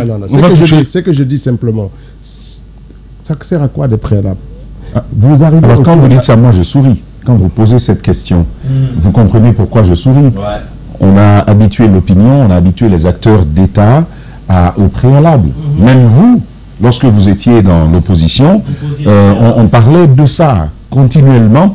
Mais vous y teniez, mordicus, aux questions des préalables. Alors, la question aujourd'hui, c'est fait, c'est comme ça que nous sommes, c'est comme ça que nous fonctionnons, avec des préalables. La question, c'est comment on réussit à ramener quand même autour de la table tous les acteurs. Sur quoi est-ce que le gouvernement, Gounou, est-il prêt à céder aujourd'hui? Non, c'est pour ça que je dis, il faut faire attention. Moi, j'étais ici, j'étais acteur politique ici. Quand on a été au premier dialogue ici en Guinée, dites-moi quel était notre préalable. Donc il y avait des morts, il y avait tout. Quel était notre préalable? Il n'y avait pas de préalable. On a été... Non, excusez-moi. Il y a beaucoup de... On a été au premier dialogue. La libération des jeunes manifestants. On a été au premier dialogue. C'est autour du dialogue. C'est les résolutions du dialogue qui ont mentionné la libération des gens, le remboursement des victimes de pillage et tout. C'était la résolution du dialogue. Oui, c'était mais c'est redevenu des préalables pour les dialogues qui ont suivi. Exactement. Mais écoute, tu n'as pas compris. Tu n'as pas compris. Certes, il s'agit de résolution. Mais chaque fois qu'il y avait eu une crise ensuite, c'est redevenu un préalable. Oui, mais on ne peut pas avancer si les résolutions. Je vais vous dire. La question, la position du ministre, c'est que des préalables, il ne faut pas les poser, il faut aller discuter à la table. Je veux dire aujourd'hui. Ça reste des préalables. Les grandes gueules. Si les gens, ils arrivent autour de la table, ils disent, écoutez, moi je veux, pour que ça continue de marcher, pour que ce pays s'apaise, il faut ça. Il faut ça. Ça peut être dans les résolutions du dialogue de dire, bon, il faut libérer Paul, il faut arrêter tel, il faut faire ceci. Ça peut être dans les conclusions. Si ce n'est pas suivi des faits, quelque chose qu'on a convenu, si vous nous rappelez la seconde fois, on va dire, attention, vous n'avez convenu que la première fois, vous n'avez rien fait. Il faut d'abord faire ça avant qu'on avance. Alors, voilà, on va essayer d'avancer. Parce que moi, je veux bien qu'on avance. Mais tout s'est passé en notre présence. Le dialogue, les dialogues en Guinée-Lamine n'ont pas porté sur un seul sujet, sur un seul problème. Tantôt c'est le fichier électoral, tantôt c'est la composition de la CENI, tantôt ce sont des élections spécifiques, tantôt c'est le code électoral. Sur ces questions-là, il y a toujours eu des préalables. Voilà, au moins c'est dit. On va essayer d'avancer, monsieur le ministre. Moi, j'aimerais aller sur, puisque depuis votre exclusion de l'UFDG, on ne vous a pas encore entendu, devoir de vérité ce matin, les gens vous suivent à la télé, on vous écoute à la radio. Beaucoup se disent que votre exclusion, c'est une partie visible de l'iceberg. Il y a des raisons profondes de votre départ de l'UFDG parce qu'il y avait divergence d'opinion, de vues sur beaucoup de choses entre vous et le président de l'UFDG, Léa Seylouda Diallo, tout même sur les partis au départ, son arrivée à la tête de l'UFDG. Dites-nous ce matin les vérités, monsieur le ministre. Vous, Selou, à son arrivée à la tête de l'UFDG, nous apprenons que vous n'étiez pas d'accord, puisque vous vous êtes dit, c'est eux qui étaient dans le pouvoir, qui nous combattaient dans l'opposition, c'est des comtéistes, ils viennent occuper l'opposition et on les accepte. Donc, vous êtes plus ancien que lui au sein de l'UFDG, c'est cela? Non, mais d'abord, je suis plus ancien que lui au sein de l'UFDG, je suis plus ancien que lui dans la politique en Guinée. Parce que, bien entendu, moi, je fais partie de la toute première génération des politisés à l'université en Guinée ici, avec l'ouverture démocratique. D'abord, avant, au début des années 80, à la fin des années 80, au début des années 90, j'étais déjà un acteur majeur de la contestation universitaire ici, qui a abouti à la mise en place des partis politiques au début des années 90. Et moi, j'étais un acteur du premier parti qui a été agréé en Guinée ici, qui s'appelle le Parti guinéen du progrès, présidé par Alpha Abdoulaye Portos Diallo, et j'étais adjoint de Fayam Elimouno, qui occupait à ce moment-là le secrétariat national de la jeunesse de ce parti. Et ça, c'est en 1991. Moi, je ne connaissais pas Seylouda, je ne connaissais pas... le PIP n'existait pas. Donc, on ne les connaissait pas en tant qu'acteur politique dans ce pays. Donc, j'étais plus ancien que lui. Et c'est dans les sillages de Bamamadou que j'ai rejoint l'UFDG, avec l'étroitesse des collaborations qu'il y avait entre Bamamadou et nous. Et c'est comme ça qu'il est arrivé. Et donc, 2007. 2003. Bamamadou est arrivé en 2003. Et c'est dans son sillage qu'on est arrivé là-bas. Il faut dire que quand il était à la tête de son parti, il nous avait pris quelques députés sur sa liste qui ont siégé à l'Assemblée nationale au nom de son parti, notamment Barry Mamadou, qui était l'ancien maire de Ratoma, qui a été élu député sur la liste de l'UNR, alors qu'il était un des vice-présidents de notre parti, le PGP. Donc il y avait une étroite collaboration. Et avant cette date-là, nous avions une alliance commune au début des partis politiques qui s'appelle le FLUG, le Front de lutte et de gouvernement, qui était composé en ce moment-là du PGP de Portos, de l'UNR de Bamamadou, du RPG de Alpha Condé et de Djama de Mansour Kaba. C'est la première alliance politique constituée en Guinée ici, après la création des partis politiques. Donc nous étions des alliés. Les grandes gueules. Et ça, c'est important. Donc bien entendu, pour moi, cela ne souffre d'aucun doute. J'étais beaucoup plus ancien que lui dans la politique. Bien entendu, quand il est arrivé en 2007, ce n'était pas le fleuve tranquille. C'était pas le fleuve tranquille parce que on a vu arriver des gens qui provenaient quand même d'un parti politique qui nous a fait voir de toutes les couleurs dans ce pays et qui, nous qui étions en ce moment-là en exil, on était en exil du fait du PIP et de la répression qu'il y avait ici dans le monde universitaire. Donc bien sûr, quand il arrive alors qu'il était porteur de l'image de ce parti-là, c'était pas facile de nous dire oui, il va arriver, ça tranquille. Maintenant, son arrivée, ça s'est accompagné d'une raz-de-marée parce que les gens ont quitté l'UPR, ont quitté beaucoup de partis qui l'ont suivi à son arrivée. Et donc, bien entendu, nous qui n'étions pas d'accord, on était bien minoritaires à l'intérieur du parti, mais on s'est exprimé quand même pour dire notre inquiétude avec cela. Et cette inquiétude-là s'est manifestée parce que aujourd'hui, quand vous regardez la direction nationale du parti, c'est essentiellement ces compagnons du PIP qui tiennent les rênes du parti. Il n'y a pas eu de mariage pour dire qu'on fait place avec les équipes qu'on a trouvées.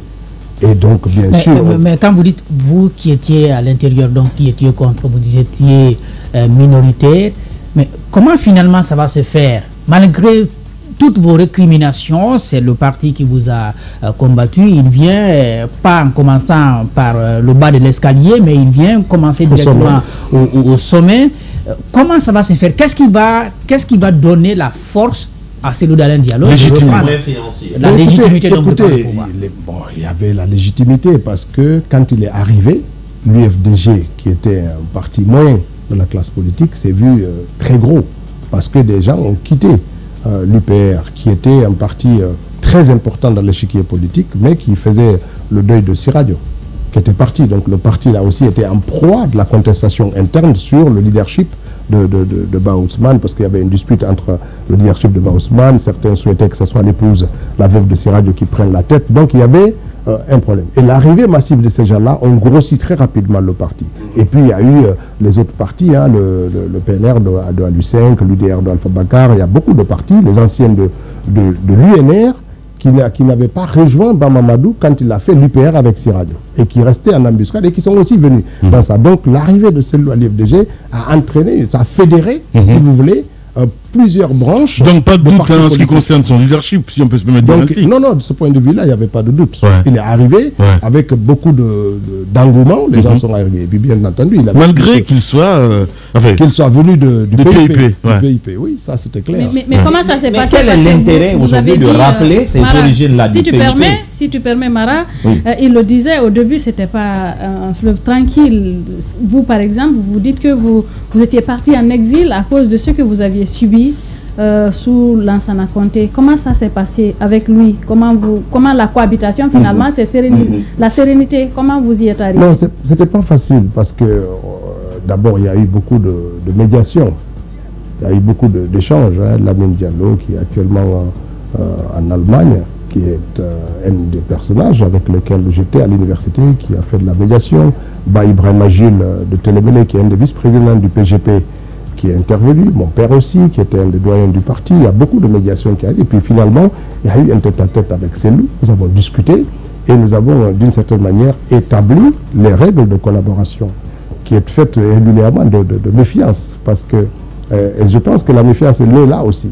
Parce qu'il y avait cette réticence et cette manière d'exprimer mes idées de façon aussi claire et peut-être abrupte pour lui, qui s'attendait à un discours tout à fait feutré, mais moi je le disais de façon la plus carrée possible. Et donc, à partir de ce moment-là, les grandes gueules, peut-être plus de méfiance dans nos rapports et d'acceptation mutuelle qu'une vraie collaboration. Et ça s'est vu au fil des ans que cela n'a pas disparu. Est-ce que l'élection 2013 pour les législatives, nous apprenons que d'abord pour la CENI, on aurait dit que de renoncer aux législatives, mais vous vous préparez pour la CENI. Après, vous acceptez, mais il y a une liste qui sort et en même temps, selon les informations que moi j'ai reçues, votre nom n'est pas sur la liste.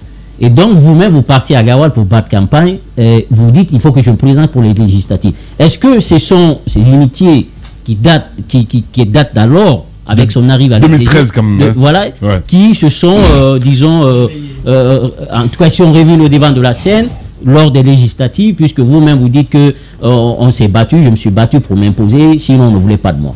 Ça c'est clair que moi, quand je suis arrivé de la France et que j'ai vu Cellou la première fois, je suis arrivé de la France avec mes équipements de campagne. J'avais mes t-shirts de candidat, j'avais mes effigies de candidat, j'avais tout ça. Et puis je viens et puis je lui dis, écoute, moi je vais être candidat à Gawal. Il me dit, comment ça?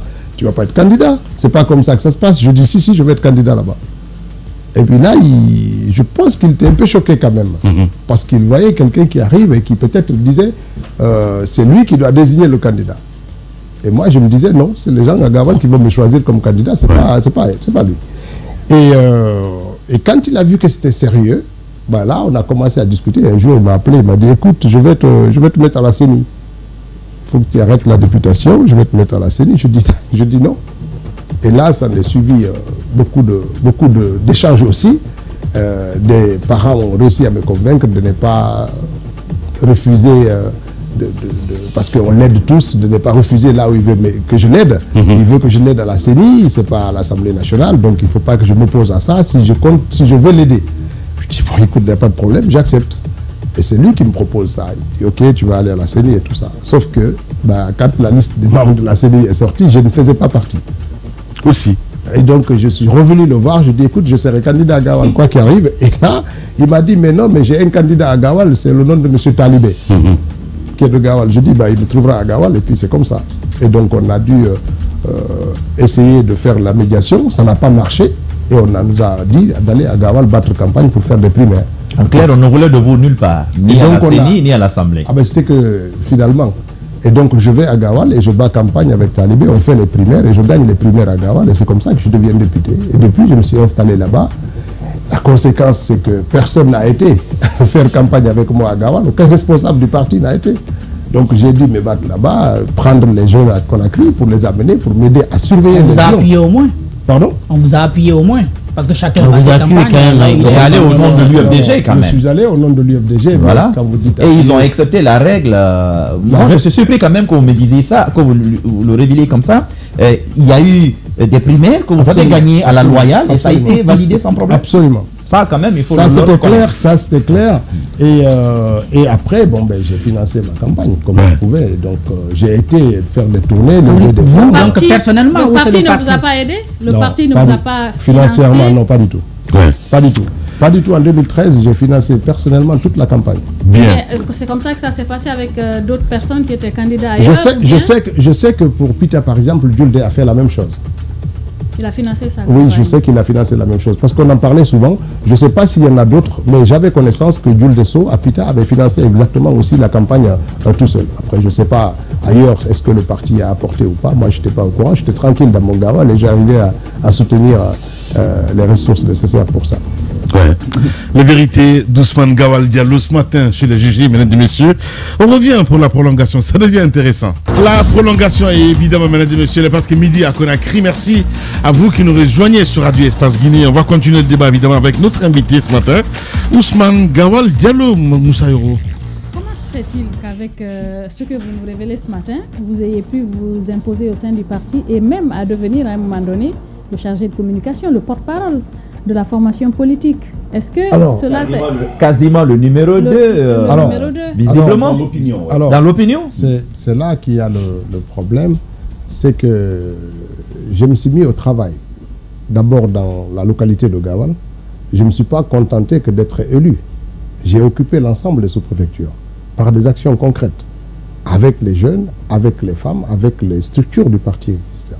J'ai réorganisé les choses sur place. Et sur le plan national, j'ai investi massivement, les médias aussi, à mes propres frais. Au départ, pour aller dans un média, la plupart d'entre eux, j'allais tout seul. Je m'impliquais tout seul pour défendre le parti tout seul, sans aucun mandat. Et j'allais le faire et j'ai pris tous les risques imaginables et inimaginables qu'on peut prendre en tant qu'acteur politique. C'est pour ça qu'il est difficile d'accepter qu'on nous ternisse l'image comme ça.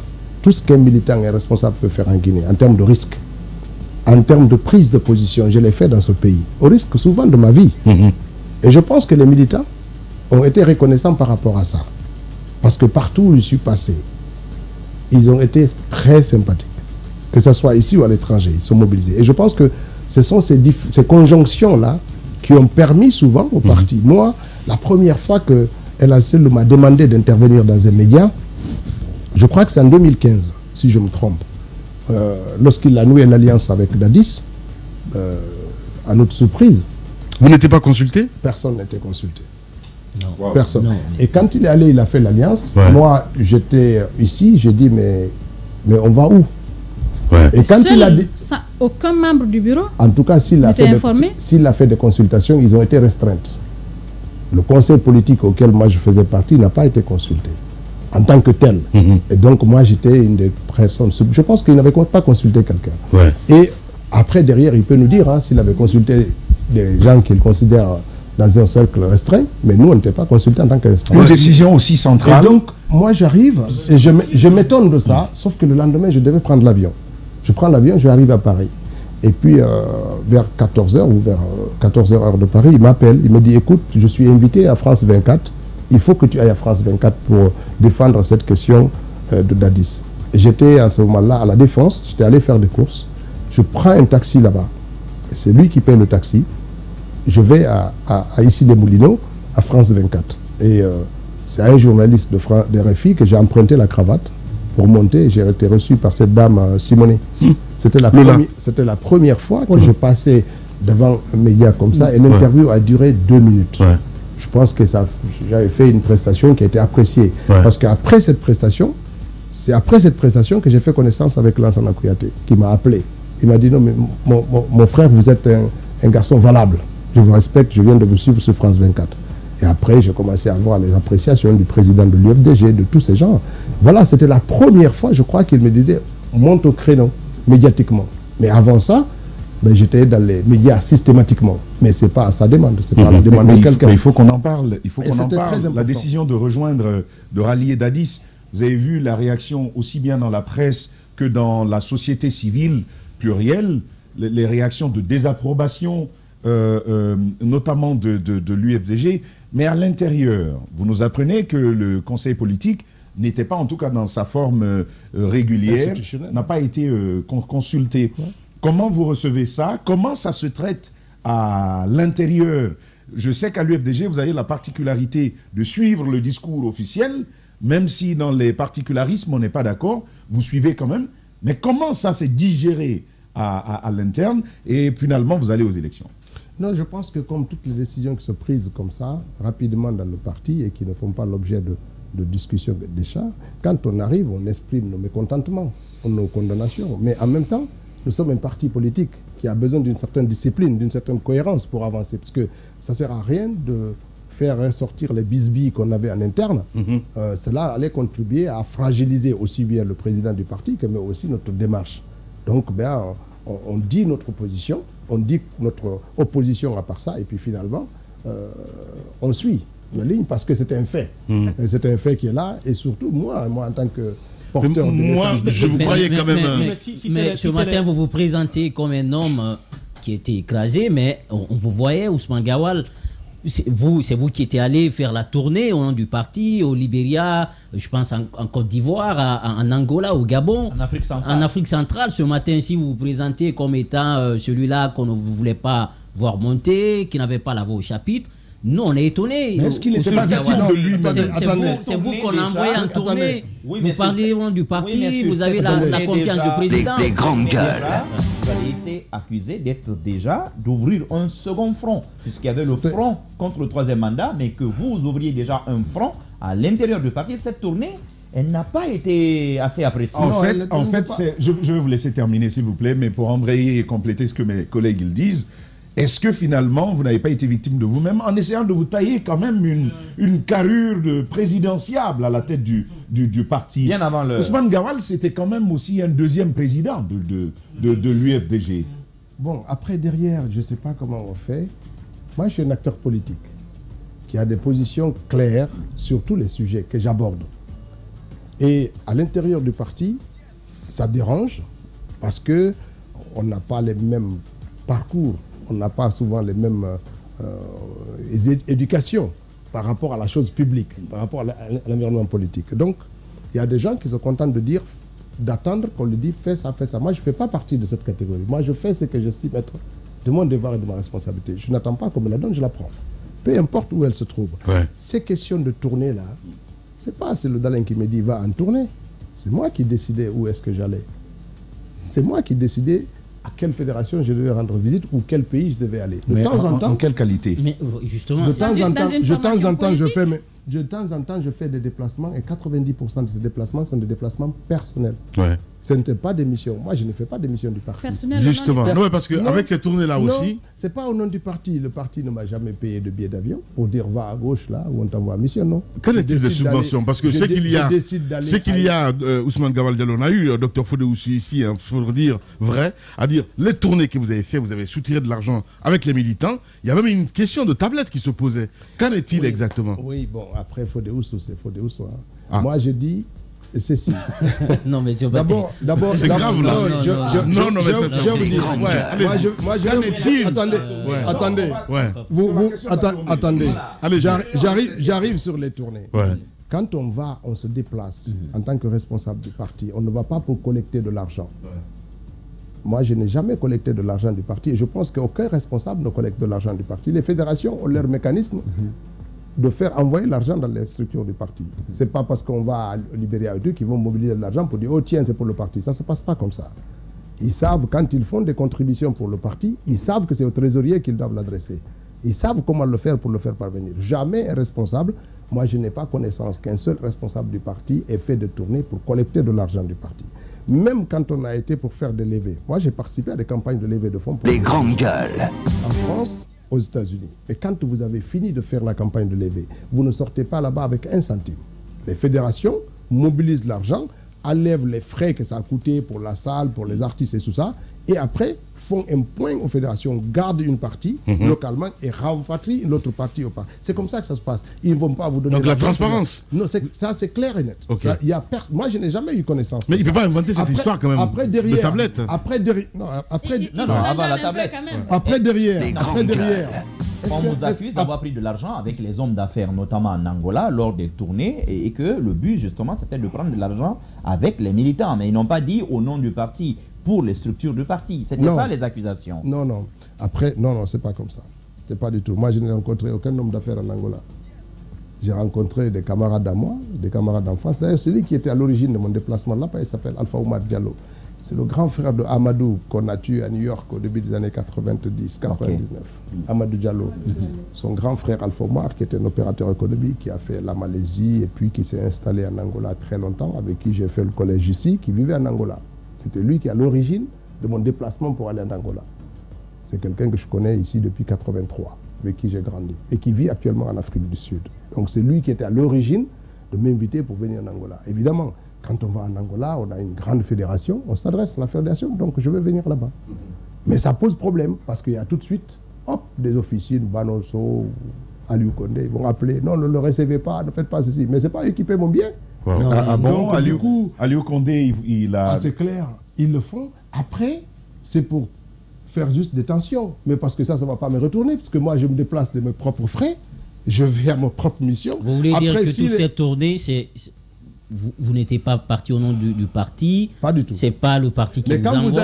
Quand vous arrivez dans un endroit où il y a les militants, ben ils vous reçoivent. Moi, j'ai installé ma famille pendant 3 ans aux États-Unis. Ils vivaient là-bas pour apprendre l'anglais. Ma dernière fille, elle est née à New York là-bas.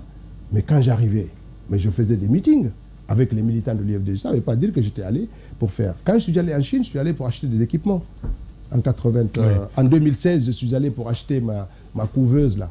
Ma couveuse, les équipements de ma ferme et tout ça, en 2016. Quand je suis allé pour acheter ça, j'ai appelé le fédéral, je lui ai dit, écoute, je vais venir en Chine de telle période à telle période. Et puis, ils ont organisé pour que je puisse rencontrer les sections, que je fasse des meetings et tout ça. Mais j'étais allé avant tout pour acheter des équipements, des carrelages, pour ma maison ici, pour la revenons ferme. aux membres du bureau politique national. Voilà. Mais vous allez trouver des gens qui vont appeler pour dire ouais, ne le recevez pas.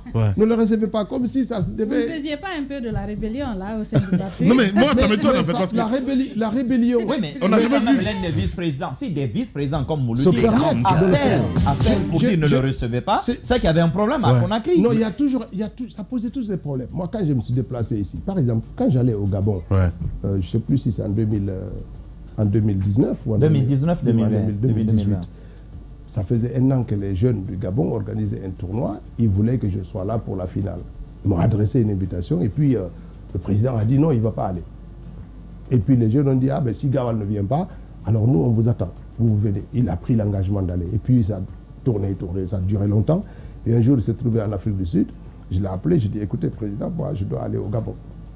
Il m'a dit, bon, écoute, je suis ici pour l'international libéral, je ne peux pas me libérer pour aller au Gabon parce qu'ils veulent que ce soit toi ou moi. Maintenant, tu peux aller. Je suis parti au Gabon. Ça a donné lieu à une très grande mobilisation. Et puis au retour, et ça c'est une anecdote un peu bizarre, on s'est croisés à l'aéroport d'Abidjan. Il allait à une conférence de l'international libéral. Moi, je revenais du Gabon et je m'apprêtais pour aller au Libéria. On s'est croisés à l'aéroport et puis il est arrivé dans la salle. Mais il ne m'a pas salué. Il allait s'asseoir dans la salle VIP 2. Il était avec Nadia et Madame Bachérif. Et puis j'étais arrêté avec les deux dames. J'étais en train de... On se saluait. Et puis le président est arrivé, il allait s'asseoir dans la salle d'à côté. On va saluer. Et puis on est resté comme ça. Il vous a fait d'akoudou? Non, il m'a ignoré complètement. Il est allé s'asseoir dans la salle d'à côté. Et puis, un moment, c'est le fédéral de la Côte d'Ivoire, M. Ibrahima Diallo, Dr Diallo. Il est venu me voir, il me dit, écoute, le président n'est pas content de toi. J'ai dit, mais qu'est-ce qu'il y a? Il dit, non, parce qu'on lui a envoyé une photo, des affiches où c'est marqué Gorko Soussaï, tu vas au Libéria, il n'est pas d'accord. J'ai dit, mais bon Dieu, dis-le que mon avion c'est dans 15 minutes, je vais décoller tout de suite. Entre-temps, moi j'arrive au Libéria, il n'y avait aucun membre de la fédération UFDG. Les grandes gueules. Ni section, ni responsable n'est venu. Mais pourtant, il y avait plus d'une 60aine de véhicules qui m'attendaient à l'aéroport. Ouais. Mais il n'y avait aucun. Et j'ai fait tout mon séjour, j'habitais chez un oncle à moi, parce que j'étais allé pour voir de la famille. C'est un oncle à moi qui m'a reçu, Elhaj Ibrahima Binani, qui m'a reçu là-bas. J'habitais chez lui. Et je n'ai pas rencontré un seul responsable de l'UFDG. On s'est vu le vendredi à la mosquée, quand j'allais prier. Et puis j'ai appelé le fédéral, j'ai dit, mais toi aussi, tu apprends qu'il y a un député, membre de ton parti qui est ici, tu ne peux pas venir me saluer? Quand même. Il a dit, ben, on fera une délégation, on viendra vous voir. C'est le jour de mon départ que je l'ai vu. Il est venu là-bas, il dit, bon, on s'excuse, nous on nous a appelés à Conakry.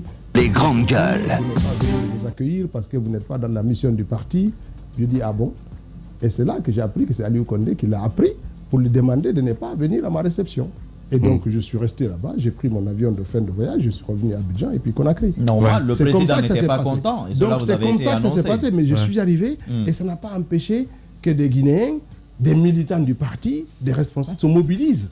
Parce qu'on a fait un grand match au stade de Libéria et il y avait énormément de foule. Voilà. Mais ça, je n'ai pas évoqué ça pour en faire parce que ce n'était pas la première fois. Bien. Mais ça arrive systématiquement. Mais pourquoi ça se fait? Voilà. Mais ça, c'est la réalité. On a ce auditeur qui nous écrit, qui nous demande d'insister sur ce problème de tablette.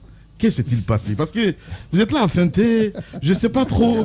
Docteur Fodéoussu n'a pas quand même inventé cette histoire. Oui, parce qu'on a parlé de 15 000. Hein. C'est ça, mais c'est ce que je dis. 15 000 $. Qu'est-ce qui s'est passé? Les tablettes du parti que vous allez revendre et que finalement l'argent vous allez sauter sur la grenouille.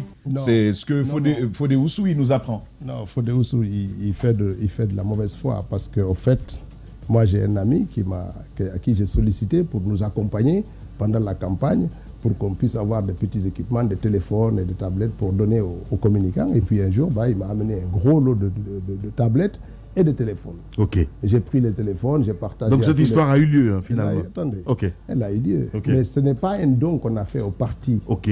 Hein? Moi, j'ai sollicité un ami qui m'a donné ça. Il m'a dit, bon, écoute, vas-y faire. Comme d'ailleurs la cellule de communication de l'UFDG, elle n'a pas été construite par l'argent du parti. C'est des amis à moi qui me l'ont donné. Qui sont venus, certains me donner de l'argent, j'ai dit non, construisez. Et que j'ai fini par présenter à Cellule d'Aleng en disant, voilà, c'est cet ami-là qui est venu vers moi, qui m'a donné, qui a fait la cellule, qui nous a construit ce bâtiment. Ce n'est pas des cotisations du parti, ce n'est pas les financements de Cellule d'Aleng qui ont fait la cellule de communication. C'est moi qui suis allé vers des gens, dont certains sont des responsables ici en Guinée, qui ne souhaitent pas qu'on dise leur nom, qui ne sont pas des militants du parti, qui sont connus ici, dont certains même étaient en inimitié avec le président, mais qui m'ont accompagné, puisque c'est de la famille. Et donc, quand on a fini de faire ce truc, je viens, je vois Cellule, je lui dis, écoute, président, moi j'ai des tablettes, j'ai donné quelques-unes de ces tablettes-là, on les a données à des gens, et à ce moment-là, je crois tous les responsables qui étaient là à la cellule de communication avaient eu quelques tablettes, les Baba Milimono, les Alpha Bakar, ceux qui étaient là, tous les jeunes là, j'ai distribué des tablettes. Et puis après, je vais voir la cellule, je lui dis, écoute, j'ai un ami qui m'a donné des tablettes.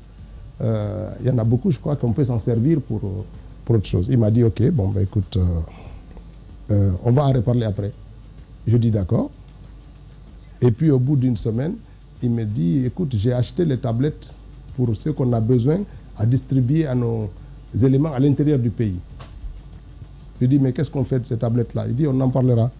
Et puis un jour, dans une discussion, il m'a dit, écoute, on va vendre les tablettes parce qu'on n'en a pas usage maintenant. Moi, j'ai déjà des tablettes en doublon. Il m'a dit, bon, est-ce que tu sais quelqu'un qui les rachète? Je dis, ah, je connais quelqu'un qui peut les vendre. Mais pourquoi pas vos tablettes? Et donc, vos tablettes avaient quel problème? Non, ils n'avaient pas de problème. Donc, on a donné à une opérateur... C'est le président qui a proposé que vous vendiez les tablettes? Oui, on a échangé. Je lui ai dit, écoute, si on n'en a pas besoin, on le revend. Il m'a dit, ok, il faut les revendre. Je dis, ok, je les donne à un opérateur économique. Entre-temps, nous, on est arrêtés. On va en prison.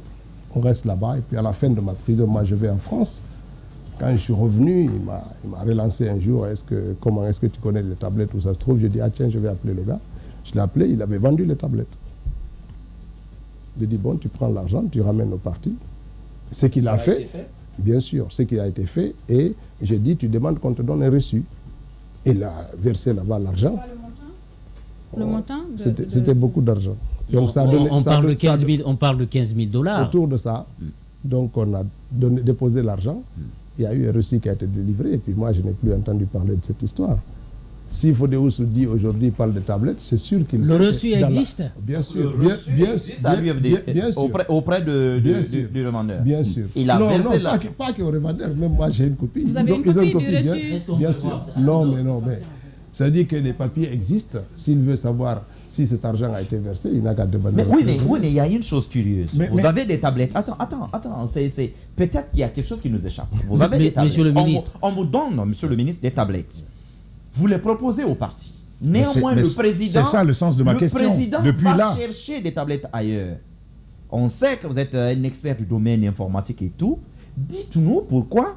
Est-ce qu'on a bypassé vos tablettes pour aller acheter d'autres tablettes? Est-ce qu'on craignait un logiciel malveillant à l'intérieur? Un espion malveillant, d'espionnage? C'était quoi? Est-ce qu'il y avait une suspicion? Pourquoi a-t-on évité vos tablettes? Non, je ne pense pas qu'il a évité. Je pense qu'au moment où je lui donnais l'information, il avait probablement lancé une commande.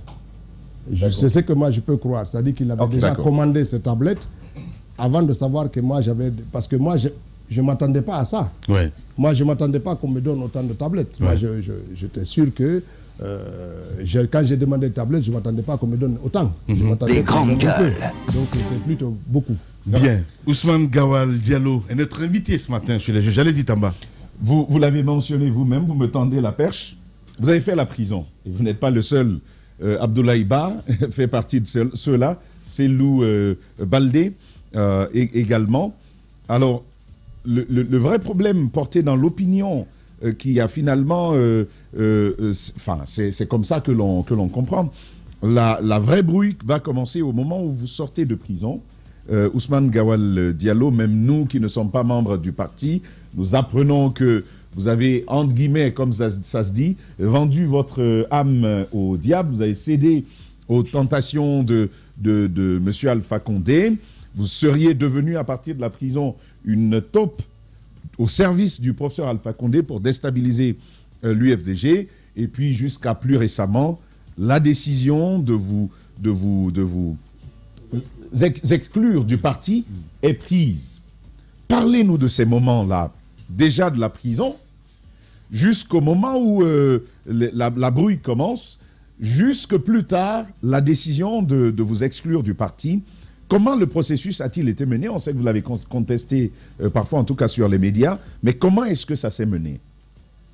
Bon, après, il faut savoir que, comme je l'ai dit tantôt, nos relations n'ont pas toujours été faciles. Nous, on a eu toujours des mésententes sur beaucoup de sujets qui ont donné lieu à beaucoup de médiations.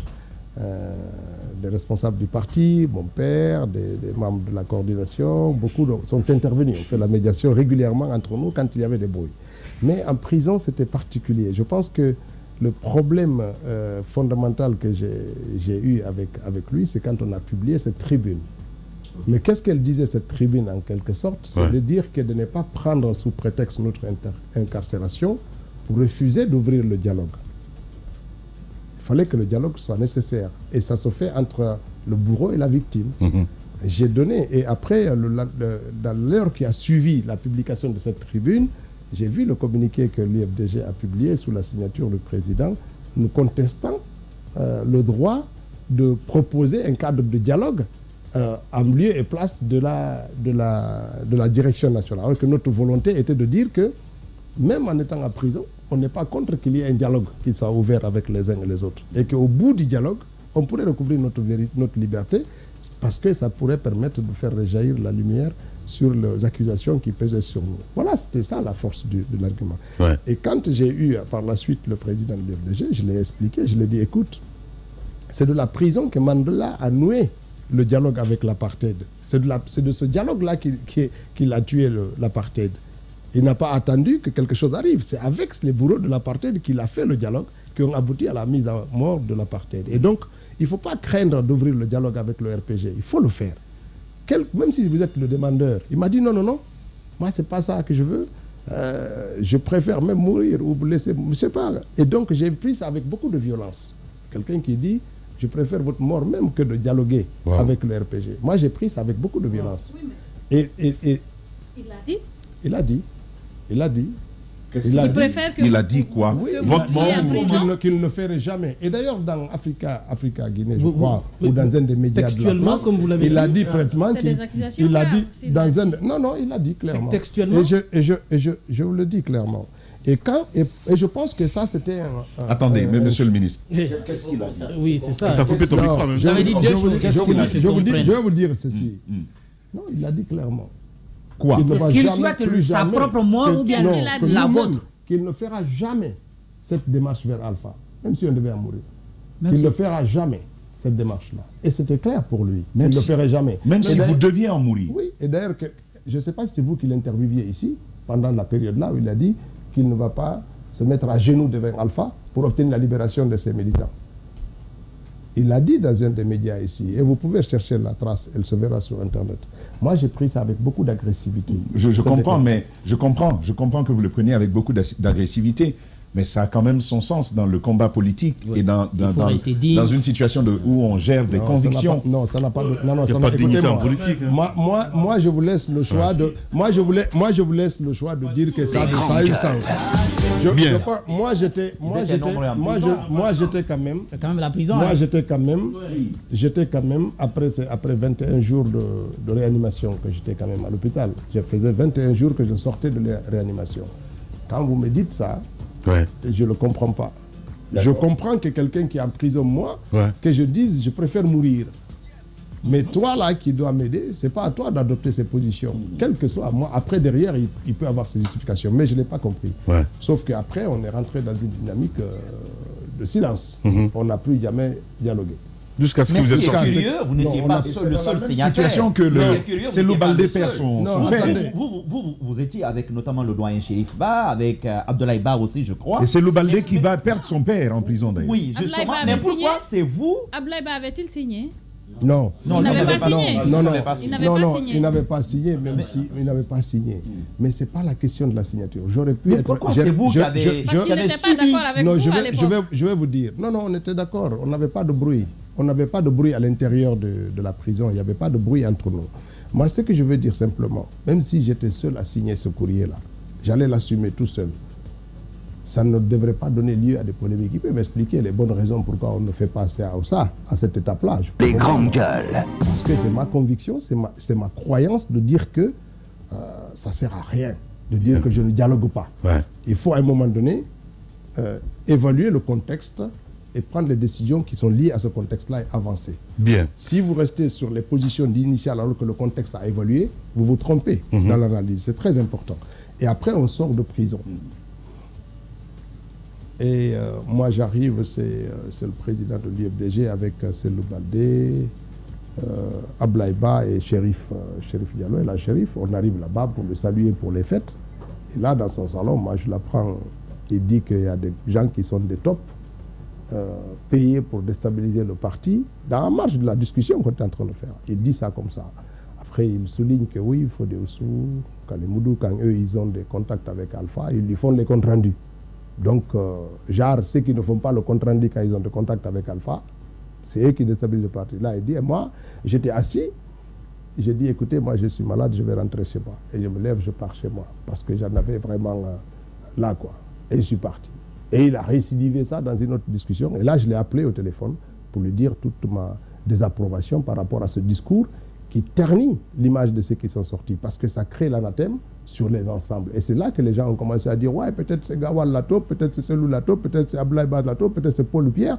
Et c'est allé dans tous les sens. Ça se situerait aussi dans l'opinion. Avez-vous été contacté depuis la prison? Parce qu'il y avait de la pression de l'extérieur. Mais je vais vous dire... En leur demandant d'écrire des courriers pour pouvoir obtenir leur libération. Aviez-vous été contacté? Et il se disait qu'avec Alpha Bakar, il y avait donc des discussions à travers Alpha Bakar. Je vais vous dire. Si moi, on m'avait demandé d'écrire un courrier pour être libre, j'allais l'écrire et l'assumer. Si je prenais la décision d'écrire un courrier pour être libre et aller me soigner, j'allais écrire le courrier, l'assumer. Je n'allais pas dire à quelqu'un, si on me demandait, qu'est-ce que vous voulez? Je voulais être libre parce que de toute façon, toutes les accusations là, c'était fantaisiste. Qu'est-ce que ça sert d'être, on n'est pas costaud en prison? J'allais l'assumer pleinement en disant oui, sous la contrainte, on m'a dit de faire ça pour être libre. J'allais l'assumer. Où est le problème? Si j'ai fait quelque chose, je l'assume. Donc il n'y a jamais eu de contact avec Alpha? Non, c'est-à-dire que s'il y a des contacts avec Alpha, pour dire que les contacts avec Alpha, c'est pour déstabiliser le parti, mais j'allais le dire publiquement. Il n'y a jamais eu de contact. Quand je suis sorti de prison, on a dit oui, c'est pour payer. Mais qu'est-ce qu'on va me payer pour déstabiliser? Tu vas déstabiliser le parti en faisant quoi? Oui, mais parce que la question... Il n'y a jamais eu de contact avec Alpha? Attendez. Non, il n'y en a pas eu. Ok. Qu'est-ce qu'on va faire pour dire qu'on crée des conditions de déstabilisation? Ça veut dire quoi, déstabiliser un parti? Ça veut dire quoi? Après, tout, ça ne veut rien dire. Quand on est sorti, on s'est retrouvé un certain nombre de cadres du parti. Celle Baldé, moi-même, El Djouma, des gens de la France, Diogo Baldé, les Safa. On a trouvé un groupe de cadres. On a décidé de faire un diagnostic du fonctionnement de l'IFDG pour proposer des solutions. Et on a fait, pendant un mois, on travaillait sur, vraiment pour analyser toutes les faiblesses de notre organisation, aussi bien sur le plan politique que sur le plan du fonctionnement. Et on a fait un document qu'on a adressé au président de l'IFDG pour le conseil politique. Et le lendemain, on a appris qu'on était en train de faire un complot. C'est un document qu'on a travaillé en tant que cadre du parti. Est-ce que le document-là voulait parler de congrès, de changement à la tête du parti? Il parlait de l'évolution des structures, du changement des cadres, du changement des organisations, du changement de la politique, du changement de nos décisions, des mécanismes de fonctionnement du parti. Il touchait tous les aspects liés au fonctionnement du parti. Parce qu'on voulait que le pays et le parti soient institutions. Est-ce que vous-même, à travers ça, il n'y avait pas cette volonté de changer la tête du parti? Mais la tête du parti changera. Tôt ou tard. C'est pas mais ça ne doit pas être un tabou. Mais surtout, de votre part, il s'est dit que par moment, vous avez osé dire je veux être candidat. Non, j'ai dit clairement qu'il fallait un candidat. Qu'il fallait carrément faire un congrès. On ne peut pas continuer à faire avec les mêmes équipes. Mais est-ce que depuis longtemps, vous aviez exprimé le besoin d'arriver à la tête du parti et que celui-là su clairement? À part de par vos actions, est-ce que c'est sorti de votre discours? Écoutez, si moi, non, je n'ai pas dit chacun d'entre eux lui-même me disait toujours les grandes gueules. Pressé pour être là. J'ai dit mais moi je suis pas pressé. C'est le temps qui est pressé. Mais c'est clair comme ça. Mais vous sortiez quand même d'une élection présidentielle perdue. Ça vous a souvent traversé l'esprit d'être là à la tête du parti? Bien sûr. Bien sûr, c'est pas un tabou. Ouais. Et à supposer qu'il y a eu congrès à un moment donné, est-ce que vous vous seriez présenté par exemple si je sentais, mais pourquoi pas? Ouais. Moi, je n'ai pas de barrière pour dire c'est celui je ne peux pas contre lui. Si un congrès s'organise, si c'est celui qui est président et j'ai envie d'être là, je me présenterai contre lui. Mais la question, vous êtes toujours membre. Après l'élection présidentielle perdue de 2020, est-ce que vous n'étiez pas en train de contester finalement la légitimité de ces lots pour continuer à être le candidat du parti? Est-ce que le discours en fait sous-jacent, c'était pas désormais il faut faire avec une autre personne, mais plus c'est loup. Mais je crois à ça. Et puis concrètement, qu'est-ce que vous lui reprochez quand vous dites que le parti doit évoluer? Écoutez, je vais vous dire. Vous savez, statistiquement quand même, on peut dire à une assise, il y a un leader quand même qui, sur la base des résultats, qui est en pole position. Il fait plutôt l'unanimité. L'unanimité encore. La meilleure manière de vérifier ça, c'est de faire des congrès. La meilleure manière de faire ça, de vérifier ça, c'est de faire des congrès ouverts et démocratiques. Ouais. La meilleure manière de le vérifier, c'est-à-dire que vous ne pouvez pas dire j'ai la légitimité si vous-même vous n'organisez pas les choses de façon démocratique et que vous ne maintenez pas le débat démocratique. Parce que le problème qu'il y a à l'intérieur, c'est que personne ne parle. Lorsque vous prenez des positions qui sont en porte-à-faux ou en contradiction avec la position du président, tout de suite vous êtes un animal à abattre. Vous êtes un traître, vous êtes pressé, vous êtes vaurien. Moi, j'ai assumé des positions. Le dernier congrès s'est tenu quand? En 2020. En 2015. Moi, j'ai assumé des positions ici. Ce n'est pas pour qu'on me traîne dans la boue. J'ai fait des efforts dans ce parti. Ce n'est pas pour qu'on me traîne dans la boue. Je veux des positions dans ce parti. Ce n'est pas pour qu'on me traîne là-bas. Il appartient aux militants de dire non. Mais vous n'y êtes plus au sein de ce parti. Vous avez été exclu. Donc ça veut dire que vous ne reconnaissez pas votre exclusion. Ça veut dire que votre histoire n'est pas terminée avec l'UFDG? Non, elle ne peut pas être terminée. Ce n'est pas sur cette base-là qu'elle va se terminer. Elle va se terminer. Vous ne reconnaissez pas cette exclusion? Pour vous, c'est pas... Elle n'a aucun sens. Vous reviendrez. Je vais vous dire pourquoi. L'UFDG ne donne pas du pouvoir à son président d'exclure quelqu'un. Quel qu'il soit. C'est le Congrès qui m'a mis là-bas. Et c'est le Congrès qui va m'exclure du parti. Et le Congrès C'est le bureau exécutif qui va lui soumettre la question. Et le bureau exécutif ne lui soumettra la question que lorsqu'on me mettra en accusation et qu'on me jugera devant un conseil de discipline qui va statuer sur les raisons. Parce que je ne vois pas les raisons pour lesquelles on m'exclut. Si El Selou et les 7 autres personnes qui sont associées à lui pour prendre cette décision, ils sont ouverts au débat et à la démocratie, qu'on me mette en accusation devant le conseil de discipline. Je viendrai répondre devant les grandes gueules. Et si le conseil de discipline conclut que j'étais coupable, il appartiendra au conseil de discipline de demander au bureau exécutif de me prononcer une exclusion temporaire qui ne doit pas aller au-delà de 24 mois. Entre-temps, s'il y a un congrès, c'est le congrès qui doit être saisi pour qu'il statue sur mon exclusion ou non. Ce n'est pas... Alors, vous êtes membre, en clair, vous êtes membre de l'UFDG. Que s'est-il passé alors dans les faits? Comment est-ce qu'on vous a exclu dans les faits? Mais dans les faits, 7 personnes se sont réunies. Il y avait Fodé Ousouali Kondé, Kalemoudi Hassane, Selou Daleng, Lamine Diallo, Banosso. Ils se sont réunis, ils ont échangé 2-3 fois et puis ils ont décidé de m'exclure. Ils ont demandé au conseil juridique de rédiger un courrier. Mais il n'y avait aucun motif là-dessus. Et puis après, c'est le signe ça depuis Dakar et il envoie sur Internet. La réalité, c'est que si vous accusez quelqu'un, d'abord c'est en très grande contradiction avec les principes du parti et le principe de l'international libéral. Il n'y a pas de condamnation sans jugement. Il n'y a pas de jugement sans mise en accusation. Et sans donner la possibilité à l'accusé de se défendre. Si on me reproche quelque chose, mais qu'on m'accuse de ça et qu'on me mette devant le conseil de discipline et que le conseil de discipline m'entende avant de décider que je suis coupable de quelque chose. Si c'est une seule personne qui décide que je te condamne, tu es jugé coupable, M. Mara est là, c'est un juriste que les Guinéens respectent, alors on vous écoute là-dessus. On ne peut pas condamner. Claire, monsieur le ministre. On est peut-être arrivé à la fin, mais on ne va pas vous laisser sans aborder le thème du bois que le ministre veut couper. Oui, mais il va détruire nos forêts. Il faut clôturer. Monsieur le ministre, en clair, vous êtes membre de l'UFDG. Jusqu'à ce que le Congrès statue le Congrès. Et vous reviendrez. Ah ben attendons le Congrès. Moi je suis parti de nulle part. Moi, pour que... Non, là il est au gouvernement. Non, vous attendez.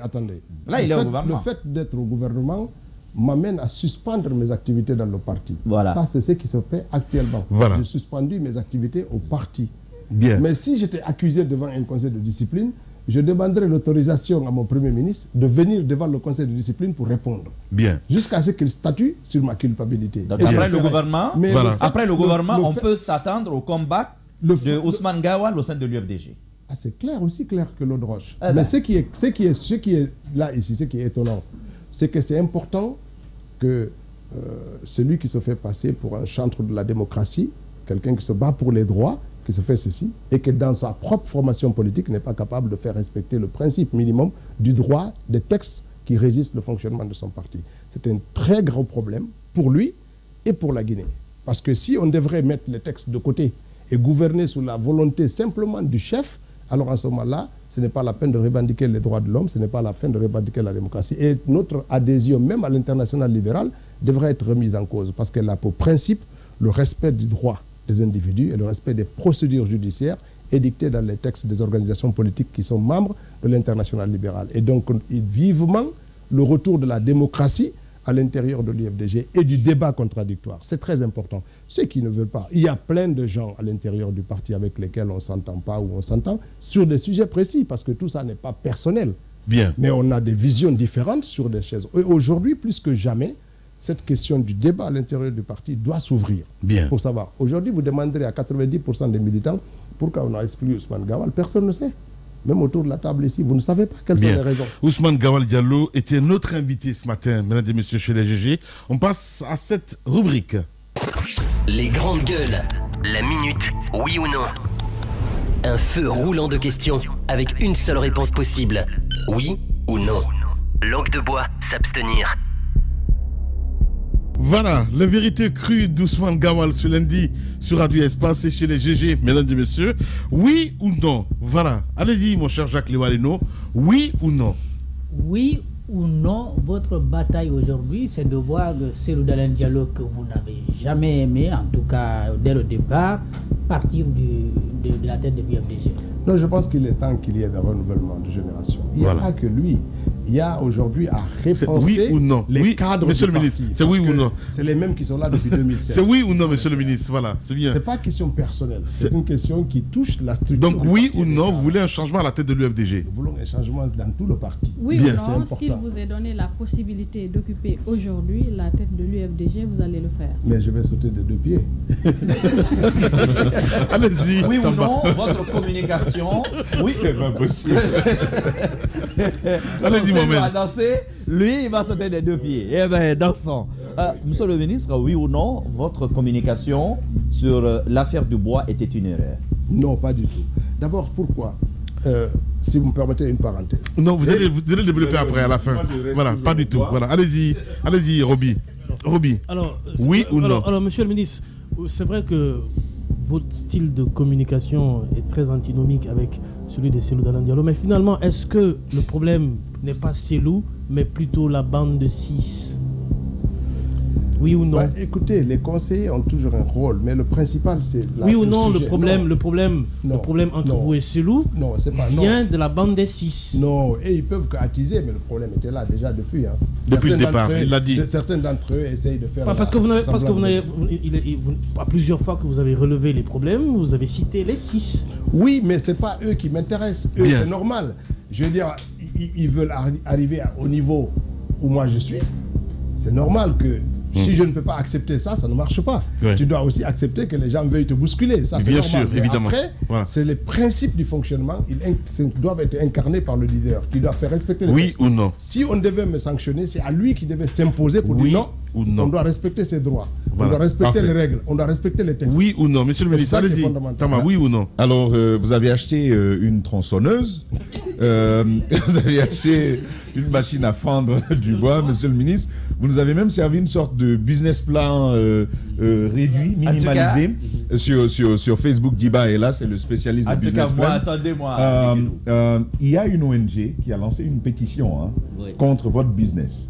La pétition veut que vous retiriez de ce marché-là.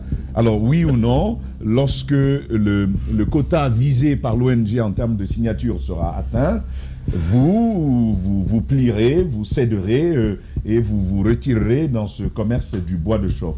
Oui ou non? Oui ou non? Oui ou non? Je vais vous dire. J'ai une autre question en fait. Attendez, donc je veux oui ou non d'abord. Oui, mais je vais vous dire. Je ne vais pas me retirer. Je vais prendre chaque signature là. Comme une volonté, je vais faire un arbre. Je vais planter un arbre par signature. Donc je ne vais pas me retirer. Donc mais je vais planter un arbre par signature. Alors oui ou non, cette... Oui ou non, cette publication est contraire. C'est le business même qui est contraire à la refondation verte. Non, pas du tout. Justement, elle est contraire à ce que fait le président chaque jour à la veille du JT. Non, pas du tout. Et je vais vous dire pourquoi. On plante les arbres pour les couper. On ne plante pas les arbres pour les couper. Non, on ne les plante pas pour les couper. Écoutez-moi. Je vais vous... Écoutez-moi. On ne plante pas pour les couper. Écoutez-moi. D'ailleurs, on ne les plante pas forcément pour les couper. On va l'écouter. Je vais vous dire clairement. On va l'écouter. Je vais vous dire clairement l'affaire de bois. Quand on plante des arbres, c'est pour que les générations futures les coupent. Nous coupons les arbres que nos générations antérieures ont vu naître ou ont planté. Je vais vous dire une chose. C'est pas que réducteur. Non. On peut planter des arbres pour qu'ils se maintiennent, pour avoir des fleuves qui se maintiennent, pour avoir plus de pluviométrie. Moi, je dois rendre l'antenne, malheureusement. Voici d'autres enjeux. Si vous me laissez pas, je ne vais pas développer pour vous. Allez-y.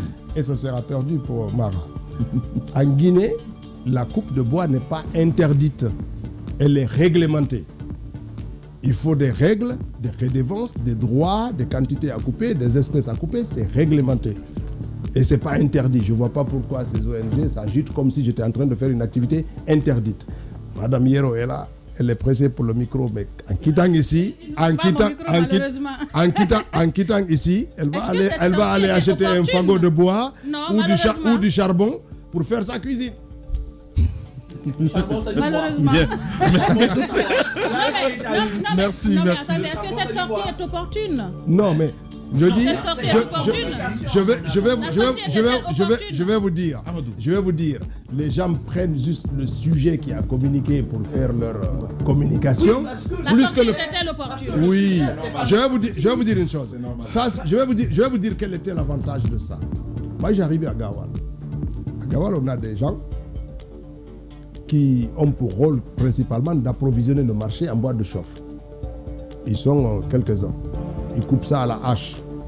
J'ai vu ces gens, j'ai dit, écoutez, je vais vous trouver une meilleure manière de le faire. Je dis, oh frère, une tronçonneuse et amenez cette fendeuse de bois. Aujourd'hui, en termes d'efficacité, ils le font. Deuxièmement, allez-y parcourir les champs des gens. Quand vous voyez un bois mort, dites à la personne que vous allez l'acheter, de ne pas mettre le feu. Aujourd'hui, on va dans les champs, on achète. Et j'espère que ça aura une conséquence sur la réduction des feux de brousse. Parce qu'aujourd'hui, quand vous avez un bois mort chez vous, au lieu de mettre le feu pour le faire disparaître, vous nous appelez, on viendra le prendre, l'acheter et le découper et le vendre sur le marché. Sa deuxième conséquence. La troisième, c'est que les gens là, ils vont eux-mêmes lutter contre les feux de brousse parce qu'ils savent que leur matière première, ce sont les bois là qui sont tombés dans les champs. Donc eux-mêmes vont se précipiter pour le faire. Quatrième avantage, ah ben oui, c'est l'avantage économique. Voilà. Et ça aide les gens et ça préserve les forêts. Mais comme ceux qui parlent ne vont pas en brousse, la brousse pour eux, c'est le stade du 28 septembre. Nous, on connaît la brousse. Nous, on connaît la brousse. Monsieur le ministre, on connaît la brousse. L'effet pervers, l'effet pervers. L'effet pervers. L'effet pervers de cela. Non seulement, c'est pas... Quand un paysan sait, quand un propriétaire de terre sait que son arbre pourrait être acheté s'il est sec, qu'il y a de l'argent à se faire là-dessus, eh bien on le tue. C'est comme ça que ça se passe. Et on tue la forêt. Et vous savez, reconstituer la forêt, mon cher Tamba, je dois rendre l'antenne malheureusement. Bon. Merci beaucoup en tout cas, monsieur le ministre, d'être passé nous voir ce matin. Peut-être un dernier mot pour vos militants, pour le peuple de Guinée, évidemment. Voilà. Il n'y en a pas d'abord. Le lapsus est très intéressant. Non, ce que je peux dire aux compatriotes, c'est que nous sommes dans une période très importante de notre pays, où les efforts du gouvernement, les efforts du CNRD, les efforts qui sont en train d'être faits pour ramener notre pays au niveau des standards en termes de débat politique, de dialogue politique, c'est des efforts qui sont colossaux, qui sont débattus par le gouvernement. Et c'est le moment de rendre un hommage particulier au Premier ministre, qui ne ménage aucun effort et qui fait tout ce qui est possible pour un Premier ministre pour aller amener les acteurs autour de la table. Je pense que c'est une opportunité qui est offerte à chacun de saisir cette main tendue, de reconnaître ces efforts du chef du gouvernement et des religieux pour être autour de la table, pour que les bisbilles politiques, les crises politiques soient derrière nous, pour que les Guinéens se regardent finalement en face, se disent les vérités qui fâchent et qu'ils puissent envisager un avenir meilleur, stable, pour garantir une prospérité partagée dans notre pays. Voilà. Merci beaucoup. Merci beaucoup. Merci à vous tous, mesdames et messieurs, ce matin. Merci à Amadou Sow qui a réalisé cette émission du côté de la radio. À la régie, il était là, Alassane Diallo, l'homme de nuit. Merci à notre ami aussi, Poutine, c'est bien cela, Malissila. Merci à vous tous. Juste derrière nous, à 13h, c'est Kerno Madouba que vous allez retrouver avec son équipe, évidemment, avec les informés. Prenez soin de vous. On se retrouve demain mardi pour votre plaisir. Au revoir.